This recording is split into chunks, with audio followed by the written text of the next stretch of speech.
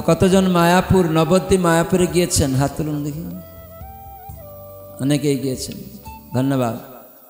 তো যারা গেছেন এবং যারা যাননি সবাইকে নবদ্বীপ মায়াপুর ধামে সাদর আমন্ত্রণ।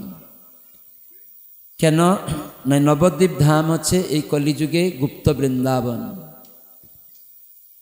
শাস্ত্রে বলা হয়েছে প্রবোধানন্দ সরস্বতী ঠাকুর, যিনি গোপাল ভট্ট গোস্বামীর কাকা গুরু,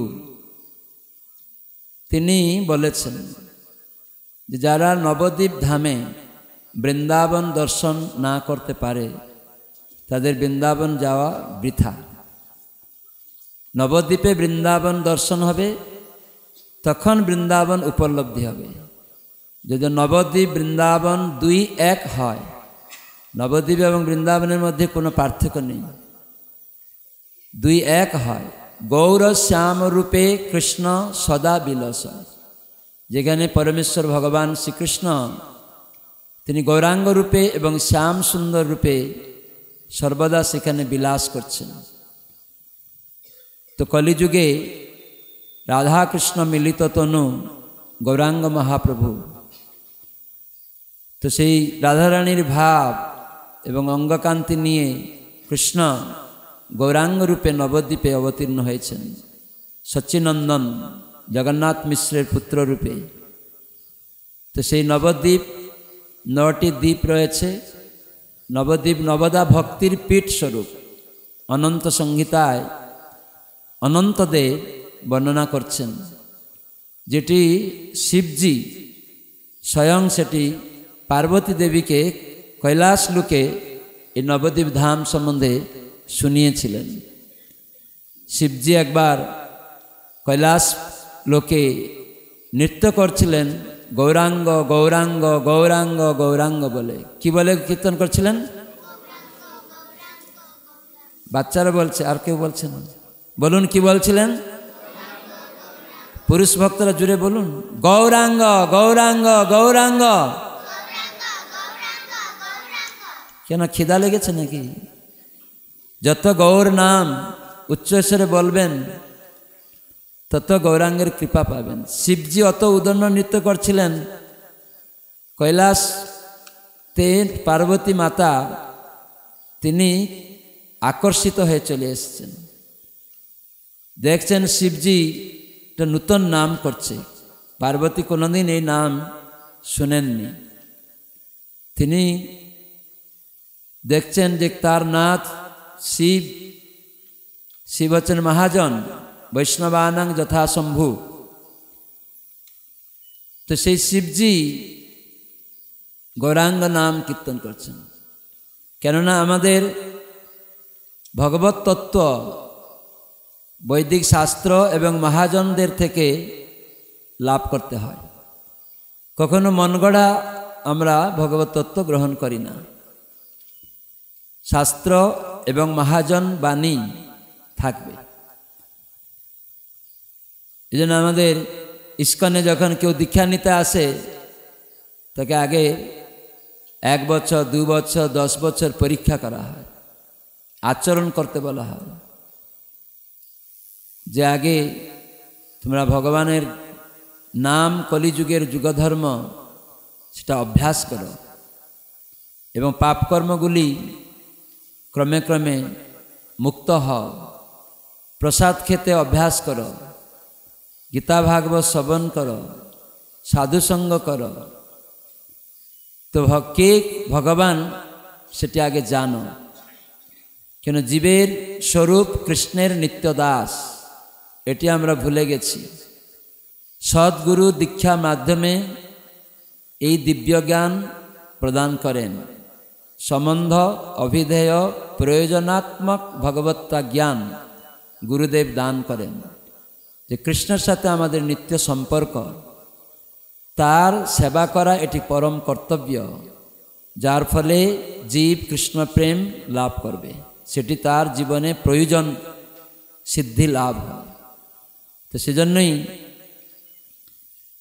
আমাদের জিজ্ঞাসা করা হয়, একটা প্রশ্ন থাকে, অনেক প্রশ্নের মধ্যে একটা প্রশ্ন থাকে যে কেন পরমেশ্বর ভগবান কৃষ্ণকে কেন ভগবান রূপে গ্রহণ করছো। আজকাল কলিযুগে কত লোক কত ভগবান তৈরি করছে। উড়িষ্যাতে বিভ্রান্ত লোক আছে, উড়িষ্যা বেঙ্গল লোক, কেন ভগবান সম্বন্ধে অজ্ঞ রয়েছে। সেজন্য কে ভগবান কি করে প্রমাণ করা হবে। তো সেজন্য বৈদিক শাস্ত্র হচ্ছে তার প্রমাণ যে ভগবান কে। বৈদিক শাস্ত্র প্রমাণ দিবে। আর এক প্রমাণ হচ্ছে, দ্বিতীয় প্রমাণ হচ্ছে মহাজনদের প্রমাণ লাগবে। তো সেজন্য তখন মানুষ বিভ্রান্তি থেকে মুক্ত হবে। তো সেজন্য ইস্কন ভক্তদের শেখানো হয়। আর ইস্কন সারা দুনিয়ায় শেখায় যে ভগবত তত্ত্ব জ্ঞান আমাদের লাভ করা দরকার, তাহলে মনুষ্য জন্ম সার্থক হবে। নাহলে আবার পশুজনিতে চলে যেতে হবে। বারবার জন্ম মৃত্যু চক্র ঘুরতে ঘুরতে 80 লক্ষ দেহ আত্মা আমি পরিত্যাগ করে এখন মনুষ্য দেহতে এসে গেছি। তো এই মনুষ্য দেহে ভগবত তত্ত্ব জ্ঞান লাভ করে যে আমি ভগবানের নিত্য বিভিন্ন অংশ, তার সেবক, তার সেবা করা আমার পরম কর্তব্য। তো এটি জগৎবাসীকে শিখানো। তো সেজন্য মহাজনেরা বলবে কে ভগবান, আর শাস্ত্র বলবে কে ভগবান, তার কি লক্ষণ সব আছে বৈদিক শাস্ত্রে। সেজন্য মহাজনেরা হচ্ছেন ব্রহ্মা, শিব, নারদ, চতুর্কুমার, জনকরাজ, ভীষ্মদেব, বলি মহারাজ, সুখদেব গোস্বামী এবং যমরাজ। ভগবান পরমেশ্বর পুরুষোত্তম, লীলা পুরুষোত্তম বলা হয়েছে, লীলা পুরুষোত্তম কৃষ্ণ দ্বিভুজ মুরলীধর শ্যাম সুন্দর, যিনি এই জগতে প্রত্যেক জীবের আরাধ্য। আরাধ্য ভগবান, ভগবান হচ্ছেন আরাধ্য। অনেক লোকের আরাধনার কিছু বস্তু থাকে। অনেক লোক কাউকে না কাউকে আরাধনা করে। কেউ স্বামীকে করে, কেউ স্ত্রীকে করে, কেউ পুত্রকে করে, কেউ দেবদেবী করে, কেউ দেশকে করে, কেউ সিনেমা আর্টিস্টদের করে, কেউ ক্রিকেট প্লেয়ারদের করে। এরকম সমাজে বহু আরাধনার বস্তু আছে। কিন্তু বৈদিক শাস্ত্র কি বলে, আচার্যরা কি বলেন যে আমাদের জীবের আরাধ্য কে, বিশেষ করে মনুষ্য জীবের। তাই মনুষ্য জীবের আরাধ্য হচ্ছেন ভগবান। কেন? ভগবদ্গীতায় কৃষ্ণ বললেন মমৈবাংশ জীব লোকে জীবভূত সনাতন। জীব হচ্ছে আমার নিত্য সনাতন অংশ।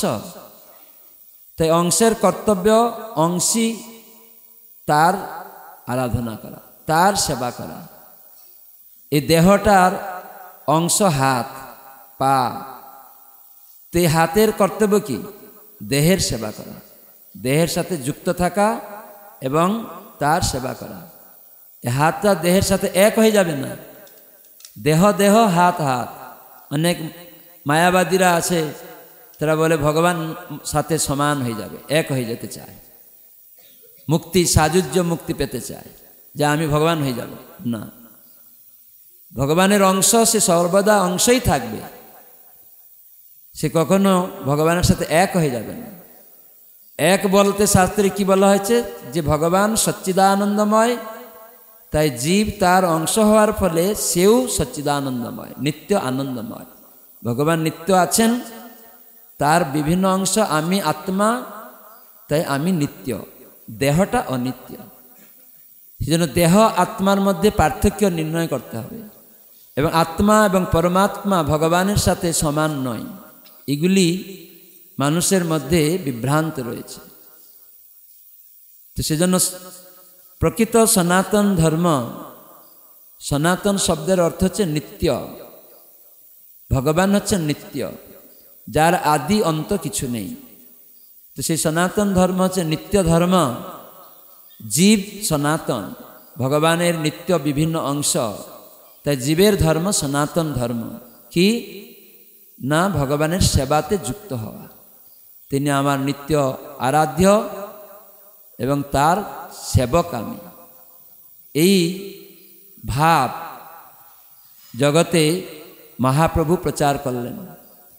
এবং মহাপ্রভু আবির্ভূত হয়ে চৈতন্য মহাপ্রভু নবদ্বীপ ধামে তিনি এসে ভবিষ্যৎবাণী করলেন, পৃথিবীতে আছে যত নগরাদি গ্রাম, সর্বত্র প্রচার হইবে মোর নাম। পৃথিবীর সর্বত্র আমার নাম প্রচার হবে। এটি চৈতন্য মহাপ্রভু 500 বছর পূর্বে ভবিষ্যৎবাণী করেছিলেন। আবার বৈদিক শাস্ত্রে ভবিষ্য পুরাণে বর্ণনা রয়েছে, ভগবান বিষ্ণু গঙ্গা মাতাকে এবং সরস্বতী মাতাকে বলেছিলেন যে আমার এক শুদ্ধ সেনাপতি ভক্ত এই জগতে আবির্ভূত হবে, যে সমগ্র বিশ্বে নিজে নামমন্ত্র আচরণ করবে, নামমন্ত্র কীর্তন করবে, জপ করবে, আর জগতে সকলকে সেই নাম দান করবে। এটি ভবিষ্য পুরাণে রয়েছে। আর মহাপ্রভু বলছেন আমার সেনাপতি ভক্ত। চৈতন্য মঙ্গলে বলেছেন মহাপ্রভু, লোচন দাস ঠাকুর সেখানে বর্ণনা করছেন যে আমার সেনাপতি ভক্ত আসবে, সমগ্র বিশ্বে আমার নাম বিতরণ করবে। এবং 150-200 বছর পূর্বে একজন মহান আচার্য এসেছিলেন, যিনি ব্রিটিশের সময় কেদারনাথ দত্ত নামে পরিচিত ছিলেন। উনি ব্রিটিশের সময় এক উচ্চ কর্মচারীও ছিলেন, সরকারি কর্মচারী, ডেপুটি ম্যাজিস্ট্রেট ছিলেন। নবদ্বীপ ধামে নদিয়া জেলা আছে, মানে পশ্চিমবঙ্গে, সেখানে নদিয়া জেলারও তিনি ডেপুটি ম্যাজিস্ট্রেট ছিলেন। এবং পরবর্তীকালে এই পুরীতে, উড়িষ্যা রাজ্যের পুরী জেলায় তিনি ডেপুটি ম্যাজিস্ট্রেট ছিলেন। এবং জগন্নাথের সমস্ত ম্যানেজমেন্ট, জগন্নাথ মন্দিরের দায়িত্বও তার হাতে ছিল। এমনই এই সিদ্ধ পুরুষ, যার এখানে ছবি দেখতে পাচ্ছেন, ইনি এখানে বসে আছেন, সচ্চিদানন্দ ভক্তিবিনোদ ঠাকুর নামে পরিচিত রয়েছে। তার আগে গৃহস্থ নাম হচ্ছে KN দত্ত, শটে কেদারনাথ দত্ত। তিনি পশ্চিমবঙ্গের নদিয়া জেলায় শান্তিপুর বীরনগর উল্লাতে দাদুর বাড়িতে আবির্ভূত হয়েছিলেন। তাদের নিজস্ব বাড়ি কালকাটাতেই ছিল। তো ইনি সাধারণ ব্যক্তি ছিলেন না, তাঁরই পুত্র হচ্ছেন ভক্তি সিদ্ধান্ত সরস্বতী ঠাকুর শিল প্রভুপাদ। তাঁরই শিষ্য হচ্ছেন ইস্কনের প্রতিষ্ঠাতা অভয়চরণারবিন্দ ভক্তিবেদান্ত স্বামী প্রভুপাদ। তার গুরুদেব এই ভক্তিবিনোদ ঠাকুরের পুত্র ভক্তি সিদ্ধান্ত সরস্বতী ঠাকুর, তিনি জগন্নাথপুরীতে আবির্ভূত হয়েছিলেন। যখন ভক্তিবিনোদ ঠাকুর পুরীতে ছিলেন, তার দায়িত্ব সব ছিল।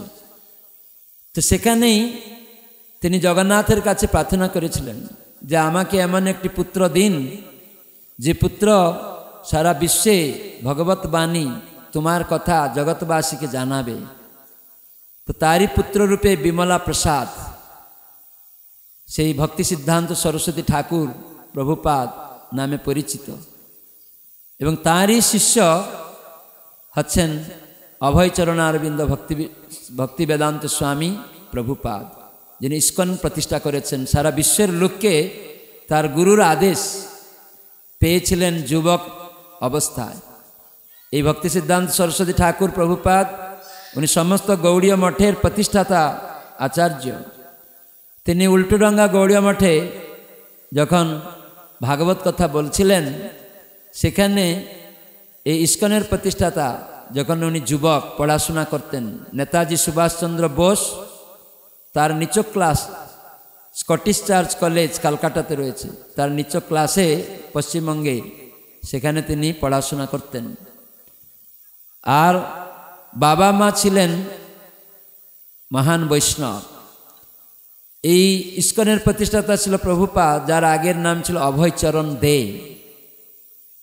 তার বাবা মা বৈষ্ণব ছিলেন, বস্ত্র ব্যবসায়ী ছিলেন এবং সর্বদা রাধা গোবিন্দের আরাধনা করতেন।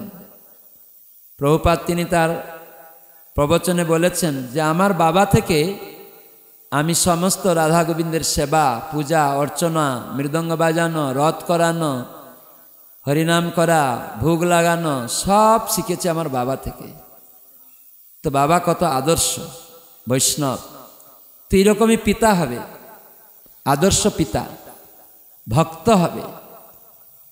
তো সেখানে গৃহস্থ আশ্রমে পুত্র কামনা করে, যেমন ভক্তিবিনোদ ঠাকুর জগন্নাথের কাছে পুত্র কামনা করলেন যে তোমার শুদ্ধ ভক্তকে আমাকে পুত্র রূপে দাও। ঠিক সেই রকম এই ইস্কনের প্রতিষ্ঠাতা ছিল প্রভুপাদের পিতৃদেবের নাম ছিল গৌরমোহন দে, মাতার নাম ছিল রজনী দে।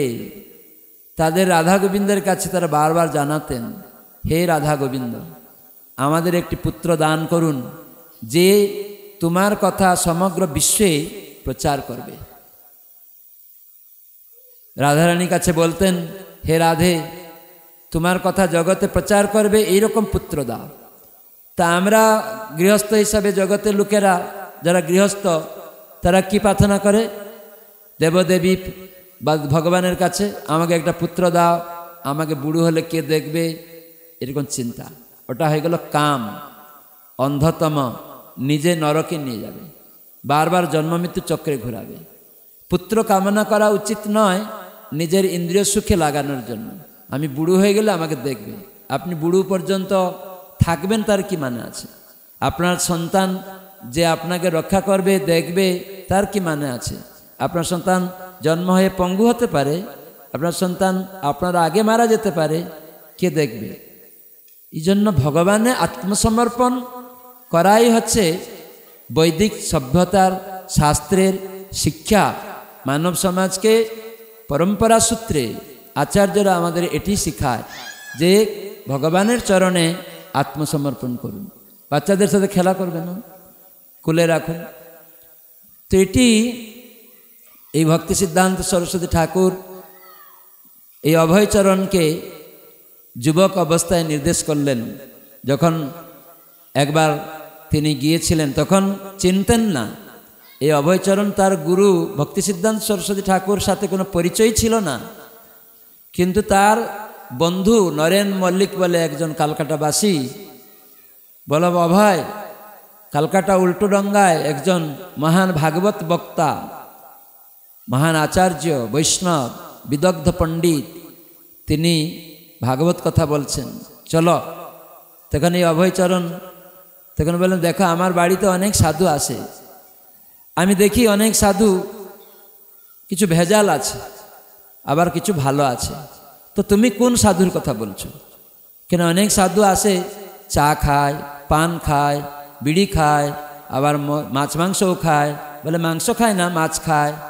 এরকম অনেক সাধু তিলক পরে, আবার গলায় মালা রাখে, এরকম সাধু অনেক আমার বাড়িতে আসে। আমার বাবা সবাইকে সম্মান করেন, কিন্তু তুমি কোন সাধুর কথা বলছো? প্রকৃত সাধু? বলে হ্যাঁ, উনি প্রকৃত ভাগবত বক্তা, প্রকৃত সাধু, চলো। বলে ঠিক আছে, তোমার কথায় যাব। তখন গেলেন, গিয়ে সেখানে প্রণাম করে বসলেন। ভক্তি সিদ্ধান্ত সরস্বতী ঠাকুর তিনি হরিকথা ভাগবত থেকে পাঠ করছিলেন, আর সঙ্গে সঙ্গে ওই দুইজন গিয়ে প্রণাম করলেন, যুবক তখন এই ভক্তি সিদ্ধান্ত ঠাকুর দুইজনকে দেখলেন বসতে প্রণাম করে, সঙ্গে সঙ্গে ওদেরকে লক্ষ্য করে বললেন যে তোমাদের মতো যুবক, শিক্ষিত যুবকের কর্তব্য ভাগবত ধর্ম সমগ্র বিশ্বে প্রচার করা। কেননা শ্রী চৈতন্য মহাপ্রভু এই পশ্চিমবঙ্গে আবির্ভূত হয়েছেন নদিয়া জেলায় নবদ্বীপে, অন্তদ্বীপের মায়াপুর গ্রামে যুগপীঠে তিনি আবির্ভূত হয়ে ভবিষ্যৎবাণী করেছিলেন নবদ্বীপ ধাম থেকে যে পৃথিবীর সর্বত্র আমার নাম প্রচার হবে, নগর গ্রাম সর্বত্র। দয়া করে তোমাদের মতো শিক্ষিত যুবকের উচিত এটি প্রচার করা। তখন সবাই দেখছে, কে কিছু বুঝতে পারছে না, তারা দুইজন বসে আছে। তখন ভক্তি সিদ্ধান্ত সরস্বতী ঠাকুর সঙ্গে সঙ্গে ইঙ্গিত করলেন ওই অভয়চরণকে, হাত তুলে বলে, তোমাকে বলছি, যে তোমাকে আমি বলছি, তুমি শিক্ষিত। দেখুন তার সাথে কোনো পরিচয় নেই, কিন্তু তাকে দেখেই চিনতে পেরেছেন যে এই ব্যক্তি সেই সমগ্র বিশ্বে যে শাস্ত্রে বলা হচ্ছে যে কলিযুগ ধর্ম নাম সংকীর্তন কৃষ্ণ শক্তি বিনা নহে তার প্রবর্তন। যদি কারু প্রতি কৃষ্ণ শক্তি অর্পিত না হবে তাহলে সে এই সংকীর্তন সমগ্র বিশ্বে নগর গ্রামে প্রতিষ্ঠা করতে পারবে না। তো এই ভক্তি সিদ্ধান্ত সরস্বতী ঠাকুর চিনতে পেরেছিলেন যে ইনি সেই ব্যক্তি, যুবক অবস্থায় এখন আমার সামনে এসেছে, ইনিই পারবে সমগ্র বিশ্বে ভগবানের বাণী প্রচার করতে। যেটি চৈতন্য মঙ্গলে আছে, আমার সেনাপতি ভক্ত আসবে।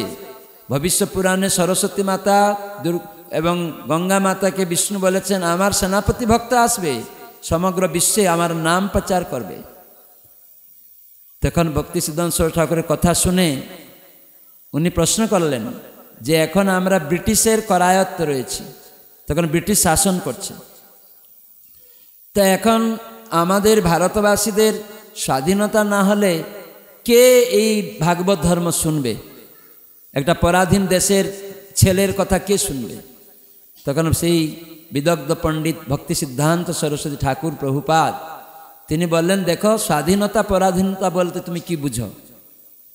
আমরা সবাই ইন্দ্রিয়ের অধীনে রয়েছে, আমরা কেউ স্বাধীন নেই। আর এই ব্রিটিশরা এখন শাসন করছে, ইতিপূর্বে অনেকে শাসন করেছে, তারা চলে গেছে, এরাও কালের প্রভাবে একদিন চলে যাবে। রাজনৈতিক এই যে দল বা এই শাসন এটি চিরকাল থাকে না, এটা একদিন নষ্ট হয়ে যাবে, শেষ হয়ে যাবে। অতএব আমি চাই তুমি গীতা ভাগবত শাস্ত্র চৈতন্য চরিতামৃত ইত্যাদি গ্রন্থকে, মহাপ্রভুর শিক্ষাকে তুমি উচ্চ, সারা বিশ্বের লোক এখন আমেরিকাকে অনুসরণ করছে, অনুকরণ, তাদেরকে তুমি যদি ভক্ত বানাতে পারো তাহলে তারা যদি ভক্ত হয়ে আসে, হরিনাম করে, তিলক পরে, কণ্ঠিমালা পরে, ধুতি পাঞ্জাবি পরে, তাহলে ভারতবাসীরা লজ্জিত হবে এবং অনেক সারা বিশ্বের লোকেরা তখন অনুসরণ করবে। সেজন্য আমার আদেশ তোমার প্রতি। তো অনেক লোক জানে না, ভাবে ইসকন একটা বিদেশি সংস্থা, এইসব গ্রামেও বলে। আমি যখন এসেছিলাম বহু আগে, প্রায় 20-25 বছর আগে, এই মালকানগিরি এলাকা, এই সব পশ্চিম উড়িষ্যার দিকে, সেখানে এরকম লোক বলতো যে ইসকন বিদেশি, তারা অন্য লোককে বিভ্রান্ত করত। কেন? তারা যে সাধুর বেশে লোককে প্রচার করত, তারা চা খায়, পান খায়, এই জন্য ইসকন ভক্ত এগুলি ধরিয়ে দিবে, এই ছিল তাদের একটা লক্ষণ, যে ইসকন তো সব আমাদের সাধুগিরি সব বুঝিয়ে দিবে, ধরিয়ে দিবে। আমরা যে কপটতা করি, যে প্রকৃত ভাগবতের যে শিক্ষা আমরা বলি, অনেক সময় ভাগবত যে অধর্মের কথা বলা হচ্ছে, পাপকর্মের কথা, সেটা অনেকে বলে না। অনেক বক্তা, অনেক কীর্তনিয়া, অনেক সাধুর বেশে গুরু সাজে, বলে না। অনেক ভগবান সাজে। উড়িষ্যাতে এরকম বিভ্রান্ত আছে, কত ভগবান জেলেও গেছে উড়িষ্যাতে, না? অনেক ভগবান জেলে গেছে না ভগবান নামে, অনেক গুরু এরকম আছে। তো সেজন্য এটি ইসকন সরাসরি বলে। আর ইসকনে যদি কেউ এরকম ভক্ত দীক্ষা নিয়ে খারাপ কিছু করে ফেলে, তাকে বসিয়ে দেয়, তুমি আর ইসকন ভক্ত বলে পরিচয় দিবে না, এত কড়াকড়ি।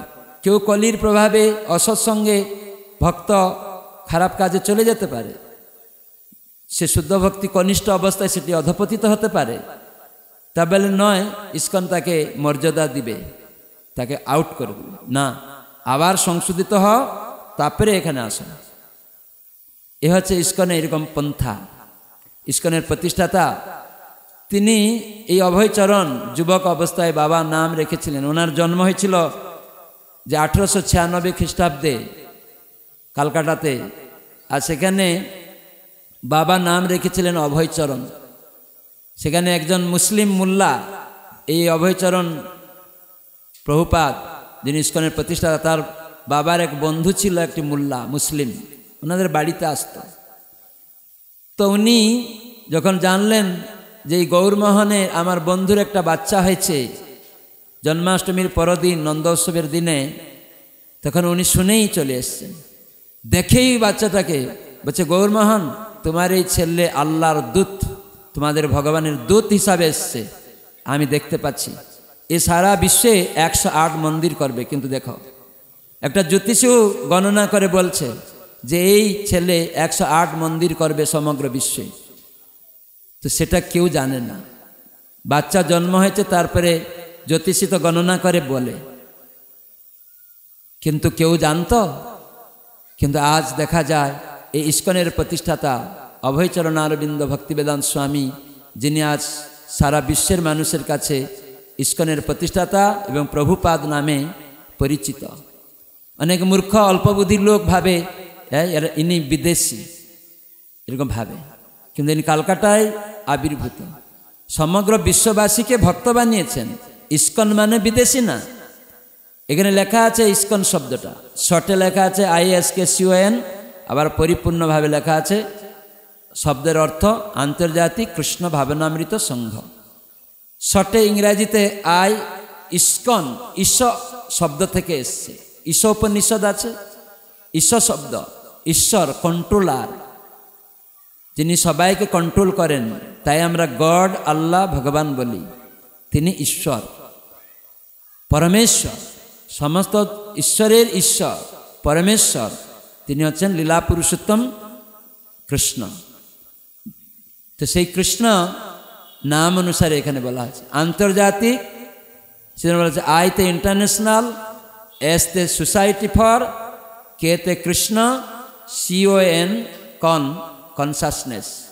এ হচ্ছে তার ফুল ফর্ম, শর্টে ইস্কন।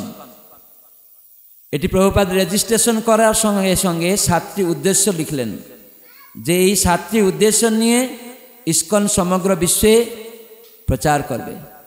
প্রথম উদ্দেশ্য ছিল যে ভাগবত ধর্ম মানে ভগবত তত্ত্ব মানব সমাজে প্রচার করা এবং পারমার্থিক জীবন নির্বাহ করতে শেখানো, যার ফলে মানুষের যে রয়েছে যে বিভ্রান্তি উদ্দেশ্য সম্বন্ধে, প্রকৃত উদ্দেশ্য কি সেই সম্বন্ধে বিভ্রান্তি প্রতিহত হবে এবং জগতে সাম্য প্রতিষ্ঠা হবে এবং সকলের মধ্যে শান্তি প্রতিষ্ঠা হবে।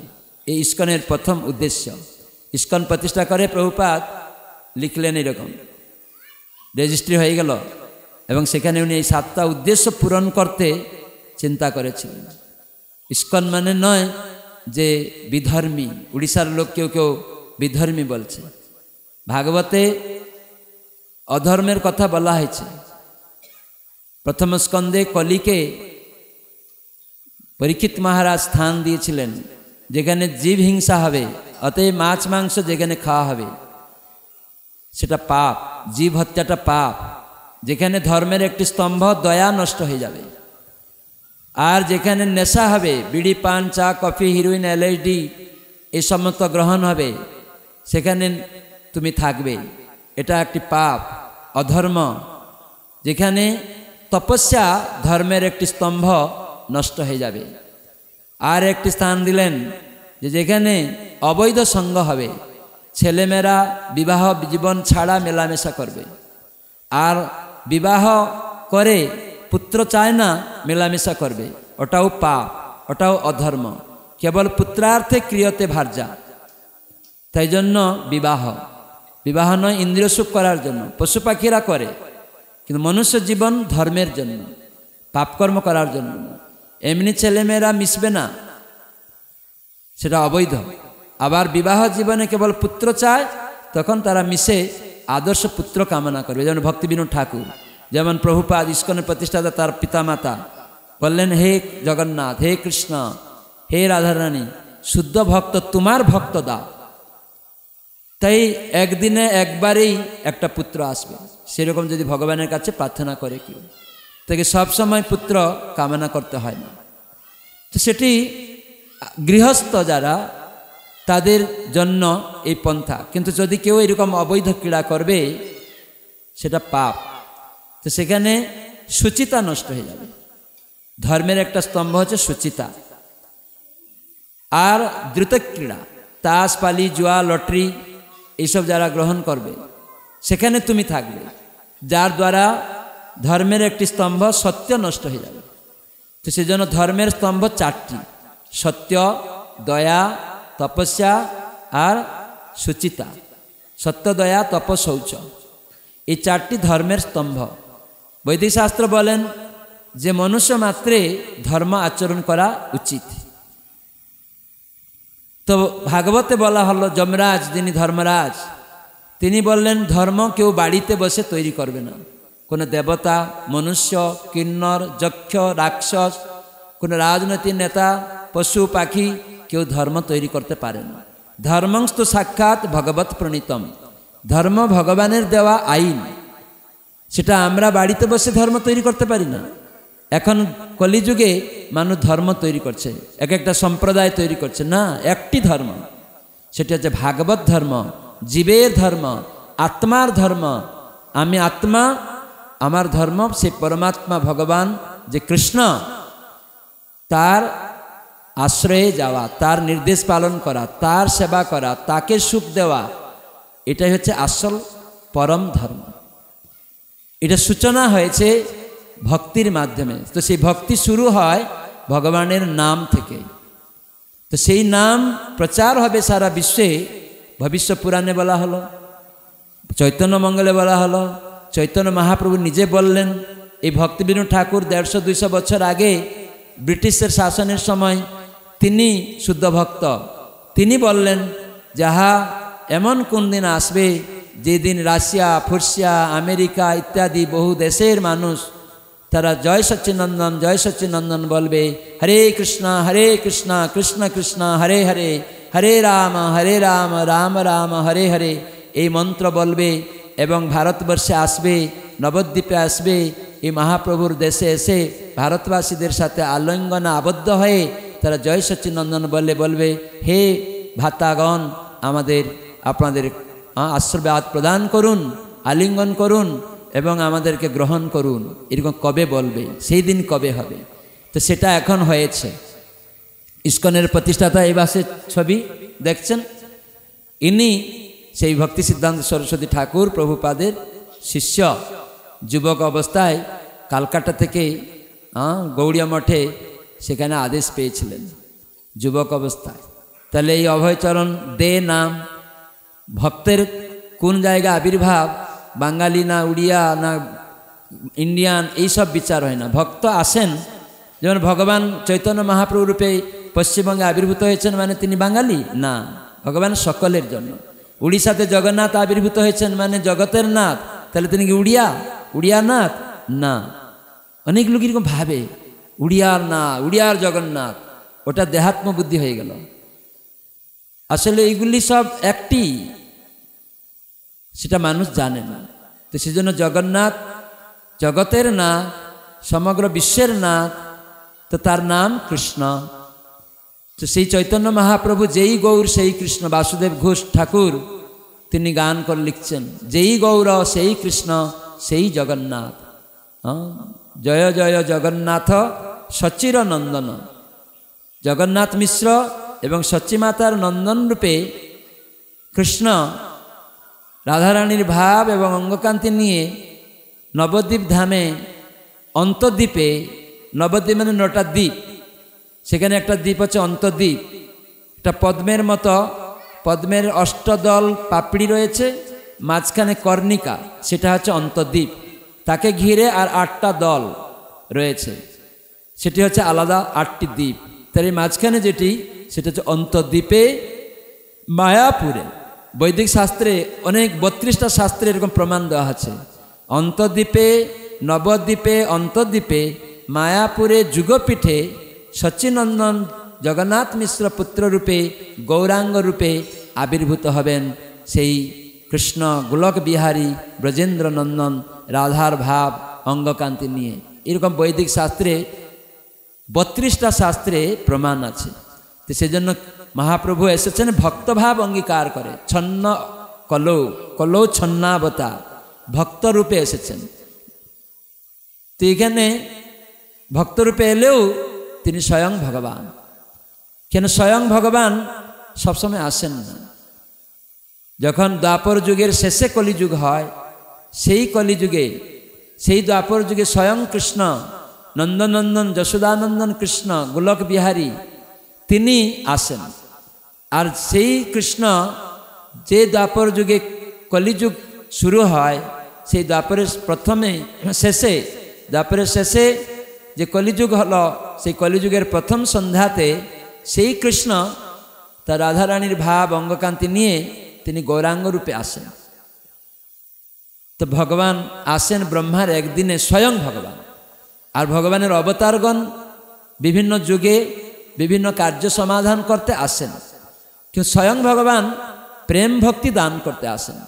অন্যান্য অবতারে ভগবান মুক্তি দান করেন, কিন্তু স্বয়ং ভগবান মুক্তি দান করেন না, তিনি প্রেম দান করেন। চির অদত্ত নিজগুপ্ত বিত্তম স্বনামামৃত। সেই জন্য এই কলিযুগে ভগবান কৃষ্ণ তার নিজ নামের মধ্যে প্রেমকে নিহিত করে বিতরণ করতে এসেছেন এই কলিযুগে। তো তিনি গৌরাঙ্গ। কৃষ্ণবর্ণম ত্বেষা অকৃষ্ণম সাঙ্গপাঙ্গাস্ত্রপার্ষদম যজ্ঞই সংকীর্তন প্রায়ুর যজন্তি সুমেধস। যাদের মাথায় কিছু বুদ্ধি ঘিলু আছে, সুমেধা, তো সেই সুমেধা যারা, তারা সংকীর্তনে করে আরাধন। সেই তো সুমেধা পায় কৃষ্ণের চরণ নাম সংকীর্তনের মাধ্যমে। হরে কৃষ্ণ কৃষ্ণ কৃষ্ণ হরে হরে, হরে রাম রাম রাম হরে হরে। এই মন্ত্র উচ্চারণ করে যারা বুদ্ধিমান তারা করবে। আর এই নামের মাধ্যমে ভগবান নাম অবতার কৃষ্ণ, রাধা কৃষ্ণ, সেটি আমাদের মহাপ্রভু নিজে কৃষ্ণই। কৃষ্ণবর্ণম ত্বেষা অকৃষ্ণম, তিনি নিজে কৃষ্ণ আর কৃষ্ণের কথা বর্ণনা করলেন, কৃষ্ণ নাম বিতরণ করলেন। সন্ন্যাস হয়ে গেলেন শ্রীকৃষ্ণ চৈতন্য। নিজে কৃষ্ণ, তিনি জীবের হৃদয়ে কৃষ্ণ নাম দিলেন, কৃষ্ণ বর্ণনা করলেন, জীবের হৃদয়ে দিয়ে চেতনা উদয় করালেন। কি সেই চেতনা? না, জীবের স্বরূপ হয় কৃষ্ণেরও নিত্য দাস। জীব অন্য কারো দাস নয়, দেশের নয়, পিতামাতার নয়, রাজনৈতিক নেতাদের নয়, দেবদেবীর নয়, কৃষ্ণের দাস। এই জন্যই সনাতন ধর্ম অবলম্বী ব্যক্তিরা যদি ভগবদ্গীতা তাদের ধর্মশাস্ত্র হয়, যদি মানে, তাহলে সনাতন ধর্মের মূল যে শিক্ষাটা কি, ভগবদ্গীতায় কৃষ্ণ শেষে কি বলেছেন, যে গুজ্যতমম ভূয় শৃণুমে পরমম বচ মনমনা ভব মদ্ভক্ত মজ্জাজিমাং নমস্কুরু। এবং তারপরে বলছেন সর্বধর্মান পরিত্যজ্য।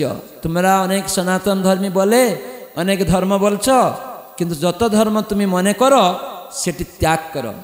তোমার মনে যেটা ধর্ম মনে হয়েছে সেটা ত্যাগ করে মাম একম শরণং ব্রজ, একমাত্র আমাতে আশ্রয় নাও। তো এটা কৃষ্ণ জানিয়েছেন, আর সেটি মহাপ্রভু শিখালেন। নামাশ্রয় করি যতনে তুমি থাকহ আপন কাজে। কৃষ্ণ বললেন গীতায়, সর্বকর্মাণি অপি সদা, সব কর্ম করো মত ব্যাপাশ্রয়ে, আমাকে আশ্রয় করে। মত প্রসাদা, তখন তুমি আমার কৃপা পাবে। মবাপ্নুতি, আমাকে লাভ করতে পারবে। শাশ্বতম পদম অব্যয়ম, আমার যে পাদপদ্ম নিত্য শাশ্বত চিন্ময় আনন্দময়, সেই পাদপদ্ম তুমি যে আনন্দ চাইছ কখনো পাবে না আমাকে ছাড়া, আমার চরণ ছাড়া। সেই জন্য ভাগবতের সর্বশেষ শিক্ষা কি? ভাগবতের যে 10টা বিষয় আলোচনা হয়েছে, শেষ বিষয় কি? কৃষ্ণৈক শরণ, ভগবানের শরণাগতি, আশ্রয়। আশ্রয় হচ্ছে দশম যে বিষয়ের শেষ শিক্ষা। কার আশ্রয়? পরমেশ্বর ভগবান শ্রীকৃষ্ণচন্দ্রের, লীলা পুরুষোত্তম ভগবান শ্রীকৃষ্ণচন্দ্রের আশ্রয়। তো সেই জন্য মানুষ এইগুলি বোঝা উচিত। ভগবান বললেন সব ত্যাগ করা, আমার আশ্রয় নাও। আর আমরা বলছি না না, তুমি দেবতা পূজা করো, বাবা মার সেবা করো, দেশের সেবা করো, এটাই সনাতন ধর্ম। অনেক লোক বলে তুমি যার পূজা করো সব এক জায়গায় যাবে। এটা কিভাবে বিভ্রান্ত লোকেরা, তুমি যেখানে সব এক জায়গায় চলে যাবে। মহাপ্রভুর এক পার্ষদ ছিলেন মুরারি গুপ্ত, নাম শুনেছেন? মুরারি গুপ্ত হনুমানের অবতার, হনুমানের প্রকাশ। মায়াপুরেই তার বাড়ি, মহাপ্রভুর জন্মস্থান। আর মুরারি গুপ্ত বাড়িটা ঠিক অপোজিট সাইডে, যেখানে পৃথুকুণ্ড রয়েছে। সেই পৃথুকুণ্ডের অপর পারে হচ্ছে মুরারি গুপ্তর শ্রীপাঠ, বাড়ি আর এদিকে মহাপ্রভুর বাড়ি। তো এক সময় মহাপ্রভু আর এই মুরারিগুপ্ত মহাপ্রভুর বাড়িতে আসতেন মাঝে মাঝে। তো মাঝে মাঝে মুরারিগুপ্ত আর এই নিমাই তখন পণ্ডিত, ছোট্ট যদিও পণ্ডিত হয়নি, এমনি পড়াশোনা করছে। তো মুরারিগুপ্তর সাথে মাঝে মাঝে একটু কন্দল হতো নিমাই, ছোট্ট নিমাই। তো মুরারিগুপ্ত একদিন বলছে, নিমাই তুই জানিস এই জগতে সব এক। তখন নিমাই মানতে চাইনি। মহাপ্রভু কৃষ্ণ তিনি নিজে বলছে, মুরারি তুমি ভুল বলছো। আসলে মহাপ্রভু তার ভক্তের মাধ্যমে জগৎবাসীকে শিখাতে চান, মায়াবাদ ভাষ্যগুলিকে খণ্ডন করতে চান। তো মুরারিগুপ্তকে দিয়ে এই কথা বলাচ্ছিল। মুরারিগুপ্ত নিজে নিজে বলছে, নিমাই এই জগতে সব কিছু সমান, সব এক। তো মহাপ্রভু বলছে, না সব এক হতে পারে না। কি করে সব এক? না আমি বলছি সব এক, তুমি বিশ্বাস করছো না, তুমি বাচ্চা এখন কি বুঝবে? তো তর্কাতর্কি করছে। তখন মহাপ্রভু রেগে গেছে নিমাই, তখন মুরারিগুপ্ত চলে গেছে। আবার কয়েকদিন পরে মুরারিগুপ্ত একদিন এসছে। তো সচ্চিমাতা বলছেন, নিমাই একটু দূরে একটু খেলা করছে বাচ্চাদের সঙ্গে। সচ্চিমাতা বললেন, নিমাই মুরারি তুমি আমার বাড়িতে প্রায় দিন আসো, কিন্তু একদিনও খাওয়া দাওয়া করো না। আজকে একদিন একটু কিছু প্রসাদ ভোজন করো, কিছু খাওয়া দাওয়া করো। বলে ঠিক আছে, আপনি যখন বলছেন তো নিশ্চয় গ্রহণ করব। তা আসন দিয়ে সচ্চিমাতা কিছু খাবার প্লেটে করে মুরারিগুপ্তকে দিয়েছে। নিমাই খেলা করছিল, অমনি দৌড়ে আসছে, এসেই পেচ্ছাপ করে দিল ওই খাবার থালায়। তখন মুরারিগুপ্ত বলছে, নিমাই এই কি করলে? তুই পেচ্ছাপ করে দিলে এখানে? বলে কেন, তুমি না বলছিলে সব এক, তো সব এক করো, খাও। বলে এ কি করে হয়? এইভাবে মহাপ্রভু এই মায়াবাদী ভাষ্য যে সর্বনাশ হবে পরবর্তীকালে মানুষ বুঝবে না, এরকম পশ্চিমবঙ্গে লোকেরা বলে সব এক। তুমি যার পূজা করো সব এক জায়গায় যাবে। বিভ্রান্ত মানুষ আছে, সব এক জায়গায় নয়। যার কাছে গেলে কৃষ্ণ গীতায় বলেন, দেবতা পূজা করবে দেবলোকে যাবে, পিতৃপুরুষের পূজা করবে পিতৃলোকে যাবে, আর আমার পূজা করবে আমার কাছে আসবে। ভূতের পূজা করবে ভূতলোকে যাবে। সিদ্ধান্ত শাস্ত্রতে দেওয়া আছে, সেটা নিবে না। বলে যার পূজা করো সব এক জায়গায় চলে যাবে। এইখানে যদি আমরা কাউকে বলি যে আপনি ওইখানে ওই ফুলমালার কাছে টেবিলের কাছে যান, আপনি টেবিলের কাছে চলে গেলেন। আবার কাউকে যদি বলি এই মাইকের কাছে যাও, তো দুইজন এক জায়গায় গেল? হ্যাঁ কি না? যায়নি এক জায়গায়, দুইজন আলাদা জায়গায় গেছে। তো সবাই তো এক জায়গায় গেল না। বলে তুমি যার কাছে পূজা করো না কেন সব এক জায়গায় যাবে। এটা মায়াবাদী কথা। এগুলি সব লোককে ঠকানো হচ্ছে আজকাল। মহাপ্রভু সচ্চিমাতার দ্বারাও এরকম শিক্ষা দিয়েছিলেন। মহাপ্রভুর পড়াশোনা বন্ধ করে দিয়েছে যখন তার দাদা বিশ্বরূপ যখন সন্ন্যাস হয়েছে, গৃহত্যাগ করে চলে গেছে, অদ্বৈত আচার্যের কাছে দৈনিক ভাগবত শুনতেন। মহাপ্রভু বাড়ির পাশে অদ্বৈত ভবন আছে, শ্রীবাসঙ্গন, অদ্বৈত ভবন, গদাধর রঙ্গন। সেখানে বাড়ি থেকে গিয়ে প্রতিদিন ভাগবত শুনতেন। তো উনি পরে এই জড়জগৎ যে অনিত্য বস্তু জেনে একদিন মা বাবাকে না বলে সন্ন্যাস হয়ে গেলেন, শঙ্করারণ্য নাম হয়ে গেল। তো চলে গেছেন। তো সচ্চিমাতা এবং জগন্নাথ মিশ্র খুব দুঃখিত। তারা আর চাইতেন না নিমাই আর ওইসব পড়াশোনা করুক, পড়াশোনা করলে এইসব পালিয়ে যাবে কোথায়। তো সেজন্য জগন্নাথ মিশ্র নিজে বন্ধ করতে চাইলেন, নিমাইকে আর পড়াশোনা করা যাবে না। তো নিমাইয়ের পড়াশোনা বন্ধ করে দিয়েছে। তখন একদিন মহাপ্রভুকে খেতে দিয়েছে, কি দিয়েছে? সন্দেশ। সন্দেশ বাটিতে করে, নিমাই এই সন্দেশ খাও। তখন সন্দেশ না খেয়ে নিমাই কি করছে? মাটি খাচ্ছে। তখন সচ্চিমাতা এসে বলছে, নিমাই তুমি একটা মূর্খের মতো মাটি খাচ্ছ। বলে আমার তো কোনো পড়াশোনার জ্ঞান নেই, আমি তো মূর্খ, তাহলে মাটি খাওয়া আর এই সন্দেশ খাওয়া তো এক আমি মনে করি। এরকম ভাবছে যে মাটি খাওয়া আর সন্দেশ খাওয়া এক। মহাপ্রভু নিজে বলছে। তখন সচিমাতা বললেন, দেখো মাটি খাওয়া সন্দেশ খাওয়া এক নয়। নিমাই তখন তর্ক করতে শুরু করেছে, বলছে দেখো মাটিতে ঘাস হয়, তো ঘাস গাভী খায়, গাভী খেয়ে দুধ দেয়, আর দুধ থেকে তুমি ছানা বানিয়েছ, আর ওই ছানা থেকে তুমি সন্দেশ করেছ, তাহলে তো মাটি খাওয়া আর দুধ মানে সন্দেশ খাওয়া তো একই। কীভাবে মায়াবাদী কথা বলছে, মহাপ্রভু এখন মায়াবাদী হয়ে সেজে গেছেন। তো সচিমাতার মুখে শিখাচ্ছেন। সচিমাতা বলেন, দেখো নিমাই, আমরা, উনিও আবার তত্ত্ব বলছেন, এই যে আমাদের বাড়িতে মাটির কলস দেখছ, এই মাটির কলস মাটির রূপান্তর, এটা কলস রূপে ধারণ করেছে, এর মধ্যে জল রাখা আছে। এই মাটির কলস থেকে আমরা জল পান করি, তখন সুস্থ থাকি, আর এই মাটি খেলে পেট খারাপ হবে। বুঝতে পারছো? তো এটা মাটিরই বিকার, এই কলসটা হলেও সেখানে জল রেখে আমরা খাচ্ছি, তার মানে মাটি খাচ্ছি না, জল খেয়ে। তখন মহাপ্রভুর মাতা সচী দেবী নিমাইকে পরাস্ত করে দিলেন, খণ্ডন করে দিলেন এইরকম শিক্ষা। এরকম মহাপ্রভু নিমাই রূপে অনেক লীলাবিলাস নবদ্বীপ ধামে তিনি করেছেন, এবং পরে তিনি গৃহস্থ হয়েছেন, ভবিষ্যৎবাণী করেছেন যে পৃথিবীর সর্বত্র আমার নাম প্রচার হবে। পরে সন্ন্যাস নিয়ে এই উড়িষ্যা জগন্নাথপুরীতে কন্টিনিউ শেষ মানে 24 বছরের শেষ তিনি 18 বছর 6 বছর বৃন্দাবন, দক্ষিণ ভারত, বঙ্গভূমি ঘুরেছেন, প্রচার করেছেন, আর কন্টিনিউ 18 বছর নীলাচল পুরীতে জগন্নাথপুরীতে থেকেছেন, আর নবদ্বীপ ধামে 24 বছর। এরকম 48 বছর মহাপ্রভুর লীলা এই ধরাধামে তিনি করেছেন। তো শ্রী চৈতন্য মহাপ্রভুর যে ভবিষ্যৎবাণী সেটি আজ পূরণ হচ্ছে, যে কিভাবে ইস্কনের দ্বারা এই কৃষ্ণ শক্তি প্রচার হচ্ছে, কি করে।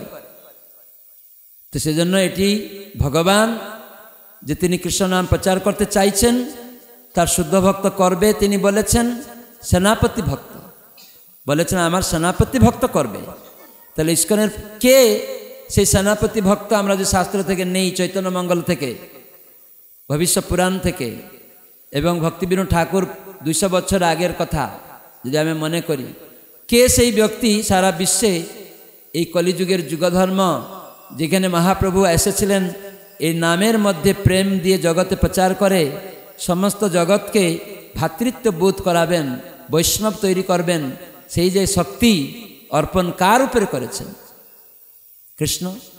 এই অভয়চরণারবিন্দ ভক্তিবেদান্ত স্বামী প্রভুপাদ, তার উজ্জ্বল দৃষ্টান্ত সারা বিশ্বে প্রচার হয়েছে। সেটা মানুষ জানে না, অনেকে বিভ্রান্ত করে লোককে। কেন? প্রভুপাদ যখন প্রচারে গিয়েছিলেন বিদেশে, আমেরিকায় প্রথম গেলেন, উনি তো পড়াশোনা করেছেন, পরবর্তীকালে উনি গৃহস্থ হয়েছেন, ব্যবসা করেছেন, ফ্যাক্টরি করেছেন, কিন্তু গুরুদেব আদেশ, পরবর্তীকালে তিনি দীক্ষা নিয়েছেন, তারপরে গুরুদেবের আদেশ বারবার মনে করে। যখন 69 বছর বয়স হয়েছে তখন বিদেশে গেছেন, যখন সবাই বাড়িতে নাতিপুতির আশ্রয়ে থাকবে। 69 বছর বয়সে কেউ প্রচার করতে যাবে আমেরিকা, অত ঠান্ডা দেশে? কিন্তু মহাপ্রভুর যখন ইচ্ছা কাউকে দিয়ে প্রচার করবেন, যে প্রত্যেকেই যে আমরা প্রচার করতে পারি, প্রাণ আছে যার সেহেতু প্রচার, তো সেই প্রাণ বুড়ো হয়ে গেলে, 70 বছর বয়স হয়ে গেলেও যে ভগবানের বাণী সর্বত্র প্রচার করা যায়, কেউ অজুহাত যাতে না দেয় যে আমি এখন বুড়ো হয়ে গেলাম, কি করে ঘুরবো, প্রচার করব ভগবানের কথা।